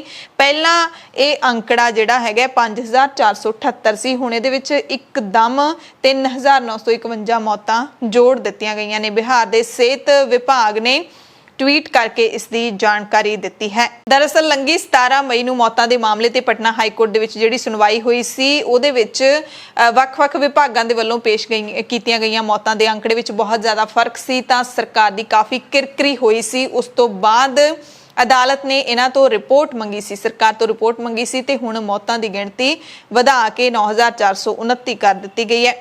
ਅਸਾਮ ਦੇ ਮੁੱਖ ਮੰਤਰੀ ਹਿਮੰਤ ਬਿਸਵਾ ਸਰਮਾ ਨੇ ਇੱਕ ਨਵਾਂ ਵਿਵਾਦ ਛੇੜ ਦਿੱਤਾ ਹੈ। ਕਿਹਾ ਕਿ ਸੂਬੇ ਵਿੱਚ ਆਬਾਦੀ ਨੂੰ ਕੰਟਰੋਲ ਕਰਨ ਦੇ ਲਈ ਘੱਟ ਗਿਣਤੀ ਭਾਈਚਾਰਾ ਢੁਕਵੀਂ ਪਰਿਵਾਰ ਨਿਯੋਜਨ ਨੀਤੀ ਅਪਣਾਏ। ਉਹਨਾਂ ਨੇ ਕਿਹਾ ਕਿ ਸੂਬਾ ਸਰਕਾਰ ਆਬਾਦੀ 'ਚ ਵਾਧੇ ਨੂੰ ਰੋਕ ਕੇ ਗਰੀਬੀ ਦੂਰ ਕਰਨ ਵਾਸਤੇ ਘੱਟ ਗਿਣਤੀ ਭਾਈਚਾਰੇ ਤੋਂ ਸਹਿਯੋਗ ਚਾਹੁੰਦੀ ਹੈ। ਯਾਨੀ ਕਿ ਜਿਹੜੇ ਮਾਈਨੋਰਿਟੀਜ਼ ਨੇ ਸਿਰਫ ਉਹਨਾਂ ਨੂੰ ਕਿਹਾ ਗਿਆ ਹੈ ਕਿ ਉਹ ਆਪਣੇ ਪਰਿਵਾਰ ਦੀ ਜਿਹੜੀ ਪਲੈਨਿੰਗ ਹੈ ਉਹ ਚੰਗੇ ਤਰੀਕੇ ਦੇ ਨਾਲ ਕਰਨ, ਯਾਨੀ ਕਿ ਘੱਟ ਬੱਚੇ ਪੈਦਾ ਕਰਨ। ਇੱਕ ਵਿਵਾਦਿਤ ਬਿਆਨ ਹੈ ਜਿਹੜਾ ਉਹ ਦਿੱਤਾ। ਦਿੱਲੀ ਹਾਈ ਕੋਰਟ ਨੇ ਫਿਲਮ ਨਿਆਂ ਦਾ ਜਸਟਿਸ ਦੀ ਰਿਲੀਜ਼ ਰੋਕਣ ਤੋਂ ਇਨਕਾਰ ਕਰ ਦਿੱਤਾ ਹੈ। ਇਹ ਫਿਲਮ ਬਾਲੀਵੁੱਡ ਦੇ ਮਰਹੂਮ ਅਭਿਨੇਤਾ ਸੁਸ਼ਾਂਤ ਸਿੰਘ ਰਾਜਪੂਤ ਦੇ ਜੀਵਨ ਤੇ ਬਣੀ ਹੋਈ ਹੈ। ਫਿਲਮ ਸ਼ੁੱਕਰਵਾਰ ਨੂੰ ਰਿਲੀਜ਼ ਹੋਣ ਵਾਲੀ ਹੈ। ਜਸਟਿਸ ਸੰਜੀਵ ਨਰੂਲਾ ਤੇ ਰਾਜਪੂਤ ਦੇ ਪਿਤਾ ਕ੍ਰਿਸ਼ਨ ਕਿਸ਼ੋਰ ਸਿੰਘ ਵੱਲੋਂ ਦਾਇਰ ਪਟੀਸ਼ਨ ਇਹਨਾਂ ਨੇ ਅਦਾਲਤ ਨੇ ਖਾਰਜ ਕਰ ਦਿੱਤੀ ਹੈ। ਉਹਨਾਂ ਆਪਣੇ ਬੇਟੇ ਦੇ ਨਾਮ ਜਾਂ ਉਸ ਨਾਲ ਕਿਸੇ ਵੀ ਤਰ੍ਹਾਂ ਦੀ ਸਮਾਨਤਾ ਦੀ ਵਰਤੋਂ ਤੇ ਰੋਕ ਲਾਉਣ ਦੀ ਮੰਗ ਕੀਤੀ ਸੀ, ਪਰ ਅਦਾਲਤ ਨੇ ਖਾਰਜ ਕਰ ਦਿੱਤੀ ਹੈ। ਐਮਰਜੈਂਸੀ ਬੁਲੇਟਿਨ ਦੇ ਵਿੱਚ ਵੱਡੀਆਂ ਤੇ ਖਾਸ ਖਬਰਾਂ ਪੂਰੀ ਦੁਨੀਆ ਤੋਂ। ਸਭ ਤੋਂ ਪਹਿਲੀ ਖਬਰ ਮਿਆਂਮਾਰ ਤੋਂ ਹੈ, ਜਿੱਥੇ ਮਿਆਂਮਾਰ ਦੇ ਫੌਜੀ ਪ੍ਰਸ਼ਾਸਨ ਨੇ ਗੱਦੀਓਂ ਲਾਹੇ ਲੀਡਰ ਆਂਗ ਸਾਨ ਸੂਚੀ ਦੇ ਖਿਲਾਫ ਹੁਣ ਤੱਕ ਦਾ ਸਭ ਤੋਂ ਗੰਭੀਰ ਭ੍ਰਿਸ਼ਟਾਚਾਰ ਦਾ ਮੁਕੱਦਮਾ ਦਰਜ ਕੀਤਾ ਹੈ। ਸੂਚੀ ਤੇ ਰਿਸ਼ਵਤ ਦੇ ਰੂਪ ਦੇ ਵਿੱਚ ਨਗਦੀ ਅਤੇ ਸੋਨਾ ਲੈਣ ਦਾ ਇਲਜ਼ਾਮ ਹੈ ਤੇ ਇਸ ਮਾਮਲੇ ਦੇ ਵਿੱਚ ਦੋਸ਼ੀ ਪਾਏ ਜਾਣ ਤੇ ਆਂਗ ਸਾਨ ਸੂਚੀ ਨੂੰ 15 ਸਾਲ ਦੀ ਜੇਲ੍ਹ ਹੋ ਸਕਦੀ ਹੈ। ਫੌਜੀ ਕਾਉਂਸਲ ਵੱਲੋਂ ਜਾਰੀ ਕੀਤੀ ਗਈ ਪ੍ਰੈਸ ਰਿਲੀਜ਼ ਦੇ ਵਿੱਚ ਕਿਹਾ ਗਿਆ ਕਿ ਸੂਚੀ ਨੇ $6 ਲੱਖ ਰਿਸ਼ਵਤ ਦੇ ਰੂਪ ਵਿੱਚ ਤੇ 7 ਸੋਨੇ ਦੇ ਟੁਕੜੇ ਲਏ ਸੀ। ਇਸ ਤੋਂ ਇਲਾਵਾ ਸੂਚੀ ਤੇ 6 ਹੋਰ ਮਾਮਲੇ ਦਰਜ ਕੀਤੇ ਗਏ ਨੇ, ਜਿਨ੍ਹਾਂ ਦੇ ਵਿੱਚ ਗੈਰ ਕਾਨੂੰਨੀ ਤਰੀਕੇ ਦੇ ਨਾਲ ਵਾਕੀ ਟਾਕੀ ਆਯਾਤ ਕਰਨ ਅਤੇ ਜਨਤਕ ਅਸ਼ਾਂਤੀ ਫੈਲਾਉਣ ਦਾ ਇਲਜ਼ਾਮ ਲਾਇਆ ਗਿਆ। 1 ਫਰਵਰੀ ਨੂੰ ਫੌਜੀ ਤਖਤਾ ਪਲਟ ਤੋਂ ਬਾਅਦ ਸਾਬਕਾ ਸਟੇਟ ਕਾਉਂਸਲਰ ਸੂਚੀ ਨੂੰ ਗ੍ਰਿਫਤਾਰ ਕਰ ਲਿਆ ਗਿਆ ਸੀ। ਇਸ ਤੋਂ ਪਹਿਲਾਂ ਸੂਚੀ ਦੇ ਖਿਲਾਫ ਆਫੀਸ਼ੀਅਲ ਸੀਕ੍ਰੇਟ ਐਕਟ ਨੂੰ ਤੋੜਨ ਦਾ ਮਾਮਲਾ ਦਰਜ ਕੀਤਾ ਗਿਆ ਸੀ, ਜਿਸ ਵਿੱਚ 14 ਸਾਲ ਦੀ ਜੇਲ੍ਹ ਸੂਚੀ ਨੂੰ ਹੋ ਸਕਦੀ ਹੈ। ਮਾਸਕੋ ਦੀ ਇੱਕ ਅਦਾਲਤ ਨੇ ਰਾਸ਼ਟਰਪਤੀ ਵਲਾਦੀਮੀਰ ਪੁਤਿਨ ਦੇ ਆਲੋਚਕ ਅਲੈਕਸੀ ਨਵੇਲਨੀ ਨੂੰ ਸਿਆਸੀ ਸੰਸਥਾ ਜਿਹੜੀ ਉਹਨਾਂ ਦੀ ਉਸ ਤੇ ਰੋਕ ਲਾ ਦਿੱਤੀ ਹੈ ਤੇ ਇਸ ਨੂੰ ਕੱਟੜਪੰਥੀ ਸੰਸਥਾ ਦੱਸਿਆ ਹੈ। ਜੇ ਸੰਸਥਾ ਦਾ ਕੋਈ ਵੀ ਵਰਕਰ ਹੁਣ ਕੰਮ ਕਰਦਾ ਹੈ ਤਾਂ ਉਸ ਨੂੰ ਜੇਲ੍ਹ ਹੋ ਸਕਦੀ ਹੈ ਤੇ ਜੇ ਕੋਈ ਵੀ ਨਵੇਲਨੀ ਦੇ ਸਿਆਸੀ ਨੈਟਵਰਕ ਦਾ ਸਮਰਥਨ ਕਰਦਾ ਹੈ ਤਾਂ ਉਸ ਤੇ ਵੀ ਨਿੱਜੀ ਤੌਰ ਤੇ ਜਨਤਕ ਤੌਰ ਤੇ ਕੋਈ ਰੋਕ ਲਾਈ ਜਾ ਸਕਦੀ ਹੈ। ਸੋਸ਼ਲ ਮੀਡੀਆ ਤੇ ਹਾਲਾਂਕਿ ਨਵੇਲਨੀ ਨੇ ਵਾਅਦਾ ਕੀਤਾ ਕਿ ਮੈਂ ਪਿੱਛੇ ਨਹੀਂ ਹਟਾਂਗਾ। ਉਹਨਾਂ ਦੇ ਜਿਹੜੇ ਸਮਰਥਕ ਨੇ ਉਹ ਕਹਿ ਰਹੇ ਨੇ ਕਿ ਉਹਨਾਂ ਨੂੰ ਆਪਣੇ ਕੰਮ ਦਾ ਤਰੀਕਾ ਬਦਲਣਾ ਹੋਏਗਾ, ਯਾਨੀ ਕਿ ਨਵੇਲਨੀ ਇਸ ਵਕਤ ਜੇਲ੍ਹ 'ਚ ਬੰਦ ਹੈ। ਇਲਜ਼ਾਮ ਹੈ ਕਿ ਉਹਨਾਂ ਨੇ ਧੋਖਾਧੜੀ ਦੇ ਇੱਕ ਮਾਮਲੇ ਵਿੱਚ ਪੈਰੋਲ ਦੀ ਉਲੰਘਣਾ ਕੀਤੀ ਸੀ। ਹਾਲਾਂਕਿ ਨਵੇਲਨੀ ਦਾ ਕਹਿਣਾ ਕਿ ਇਹ ਇਲਜ਼ਾਮ ਸਿਆਸੀ ਰੂਪ ਤੋਂ ਪ੍ਰੇਰਿਤ ਨੇ। ਰੂਸ ਦੇ ਵਿੱਚ ਸੰਸਦੀ ਚੋਣਾਂ ਇਸ ਸਾਲ ਸਤੰਬਰ ਦੇ ਵਿੱਚ ਹੋਣ ਵਾਲੀਆਂ ਨੇ ਤੇ ਓਪੀਨੀਅਨ ਪੋਲ ਦੱਸ ਰਹੇ ਨੇ ਕਿ ਮੌਜੂਦਾ ਜਿਹੜੀ ਸੱਤਾਧਿਰ ਪਾਰਟੀ ਹੈ ਉਸ ਦਾ ਸਮਰਥਨ ਘਟ ਰਿਹਾ ਹੈ ਤੇ ਨਵੇਲੀ ਦੇ ਜਿਹੜੇ ਸਮਰਥਕ ਹੈਗੇ ਨੇ ਉਹ ਵੀ ਚੋਣਾਂ ਲੜਨ ਦੀ ਤਿਆਰੀ ਕਰ ਰਹੇ ਨੇ। ਪਿਛਲੇ ਸਮੇਂ ਦੇ ਵਿੱਚ ਅਲੈਕਸੀ ਨਵੇਲੀ ਨੂੰ ਜ਼ਹਿਰ ਦੇ ਕੇ ਮਾਰਨ ਦੀ ਵੀ ਕੋਸ਼ਿਸ਼ ਕੀਤੀ ਗਈ ਸੀ। ਅਮਰੀਕਾ ਦਾ ਜੋ ਬਾਈਡਨ ਪ੍ਰਸ਼ਾਸਨ ਅਗਲੇ 2 ਸਾਲਾਂ ਦੇ ਵਿੱਚ ਫਾਈਜ਼ਰ ਦਾ ਜਿਹੜਾ ਕੋਵਿਡ-19 ਟੀਕਾ ਹੈਗਾ ਉਸ ਦੀਆਂ 50 ਕਰੋੜ ਖੁਰਾਕਾਂ 100 ਦੇਸ਼ਾਂ ਨੂੰ ਮੁਹੱਈਆ ਕਰਵਾਏਗਾ। ਇਹਨਾਂ ਦੇ ਵਿੱਚ 20 ਕਰੋੜ ਖੁਰਾਕਾਂ ਇਸ ਸਾਲ ਵੰਡੀਆਂ ਜਾਣਗੀਆਂ ਜਦਕਿ ਬਾਕੀ 2022 ਦੇ ਵਿੱਚ ਵੰਡੀਆਂ ਜਾਣਗੀਆਂ। ਅਮਰੀਕਾ ਤੇ ਗਰੀਬ ਦੇਸ਼ਾਂ ਵਿੱਚ ਟੀਕਾਕਰਨ ਦੀ ਦਰ ਵਧਾਉਣ ਨੂੰ ਲੈ ਕੇ ਦਬਾਅ ਬਣਿਆ ਹੋਇਆ। UN ਨੂੰ ਤੱਕ ਤੋਂ ਦਬਾਅ ਅਮਰੀਕਾ ਤੇ ਬਣਿਆ ਹੋਇਆ ਹੈ ਤੇ ਬਾਈਡਨ ਪ੍ਰਸ਼ਾਸਨ ਇਹ ਕਦਮ ਉਸ ਵਕਤ ਚੁੱਕ ਰਿਹਾ ਹੈ ਜਦੋਂ ਅਮਰੀਕੀ ਰਾਸ਼ਟਰਪਤੀ ਦਾ ਪਹਿਲਾ ਵਿਦੇਸ਼ੀ ਦੌਰਾ ਸ਼ੁਰੂ ਹੋ ਰਿਹਾ ਹੈ ਤੇ ਉਹਨਾਂ ਦੇ ਦੌਰੇ ਦੀ ਸ਼ੁਰੂਆਤ ਬਰਤਾਨੀਆ ਤੋਂ ਹੋਵੇਗੀ। ਪਾਕਿਸਤਾਨ ਤੋਂ ਇੱਕ ਖਬਰ ਹੈ ਜਿੱਥੇ ਇੱਕ ਮਹਿਲਾ ਲੀਡਰ ਨੇ ਇੱਕ ਸੰਸਦ ਮੈਂਬਰ ਨੂੰ ਟੀਵੀ ਤੇ ਹੀ ਥੱਪੜ ਜੜ ਦਿੱਤਾ। ਪਾਕਿਸਤਾਨ ਦੇ ਵਿੱਚ ਇੱਕ ਟੀਵੀ ਨਿਊਜ਼ ਡਿਬੇਟ ਦੇ ਦੌਰਾਨ ਹੱਥੋਂਪਾਈ ਦਾ ਮਾਮਲਾ ਸਾਹਮਣੇ ਆਇਆ ਹੈ। ਇੱਕ ਜਿਹੜੀ ਵੀਡੀਓ ਹੈ ਉਹ ਵਾਇਰਲ ਹੋਈ ਹੈ। ਉਸ ਦੇ ਵਿੱਚ ਪਾਕਿਸਤਾਨ ਦੀ ਤਹਿਰੀਕ-ਏ-ਇਨਸਾਫ ਪਾਰਟੀ ਦੀ ਲੀਡਰ ਫਿਰਦੌਸ ਆਸ਼ਿਕ ਅਵਾਨ ਅਤੇ PPP ਪਾਰਟੀ ਦੇ ਲੀਡਰ ਅਬਦੁਲ ਕਾਦਰ ਖਾਨ ਮੰਦੋਖੇਲ ਦੇ ਵਿਚਕਾਰ ਹੱਥੋਂਪਾਈ ਦੇਖੀ ਜਾ ਸਕਦੀ ਹੈ। ਇਹ ਘਟਨਾ Pakistani news channel express news ਦੇ ਇੱਕ ਪ੍ਰੋਗਰਾਮ ਦੇ ਦੌਰਾਨ ਵਾਪਰੀ ਹੈ। ਐਂਕਰ ਜਾਵੇਦ ਚੌਧਰੀ ਦੇ ਪ੍ਰੋਗਰਾਮ ਦੇ ਵਿੱਚ ਦੋਨੇ ਲੀਡਰਾਂ ਨੂੰ ਭ੍ਰਿਸ਼ਟਾਚਾਰ ਦੇ ਮੁੱਦੇ ਤੇ ਚਰਚਾ ਲਈ ਸੱਦਿਆ ਗਿਆ ਸੀ ਜਿਸ ਦੌਰਾਨ ਦੋਵਾਂ ਦੇ ਵਿਚਾਲੇ ਤਿੱਖੀ ਬਹਿਸ ਹੋ ਗਈ। PPP ਲੀਡਰ ਮੰਦੋਖੇਲ ਜੋ ਕਿ ਇੱਕ ਸੰਸਦ ਮੈਂਬਰ ਵੀ ਨੇ ਉਹਨਾਂ ਨੇ ਫਿਰਦੌਸ ਅਵਾਨ ਤੇ ਭ੍ਰਿਸ਼ਟਾਚਾਰ ਦੇ ਸਿੱਧੇ ਇਲਜ਼ਾਮ ਲਾਉਣੇ ਸ਼ੁਰੂ ਕਰ ਦਿੱਤੇ ਸੀ। ਇਸ ਤੇ ਅਵਾਨ ਨੇ ਉਹਨਾਂ ਤੋਂ ਸਬੂਤਾਂ ਦੀ ਮੰਗ ਕੀਤੀ ਤੇ ਕਿਹਾ ਕਿ ਮੈਂ ਤੁਹਾਡੇ ਖਿਲਾਫ ਮਾਣਹਾਨੀ ਦਾ ਕੇਸ ਦਰਜ ਕਰੂੰਗੀ।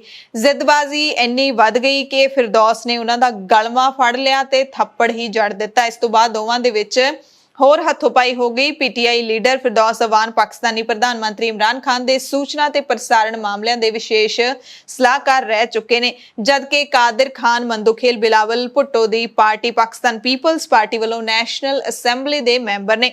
ਉਹਨਾਂ ਨੇ ਹਾਲ ਹੀ ਵਿੱਚ ਅਪ੍ਰੈਲ ਦੀਆਂ ਜ਼ਿਮਨੀ ਚੋਣਾਂ ਦੌਰਾਨ ਕਰਾਚੀ ਵੈਸਟ 2 ਸੀਟ ਤੋਂ ਜਿੱਤ ਹਾਸਲ ਕੀਤੀ ਸੀ। ਐਮਰਜੈਂਸੀ ਬੁਲੇਟਿਨ ਦੇਖਣ ਵਾਲੇ ਸਾਰੇ ਦਰਸ਼ਕਾਂ ਦਾ ਧੰਨਵਾਦ।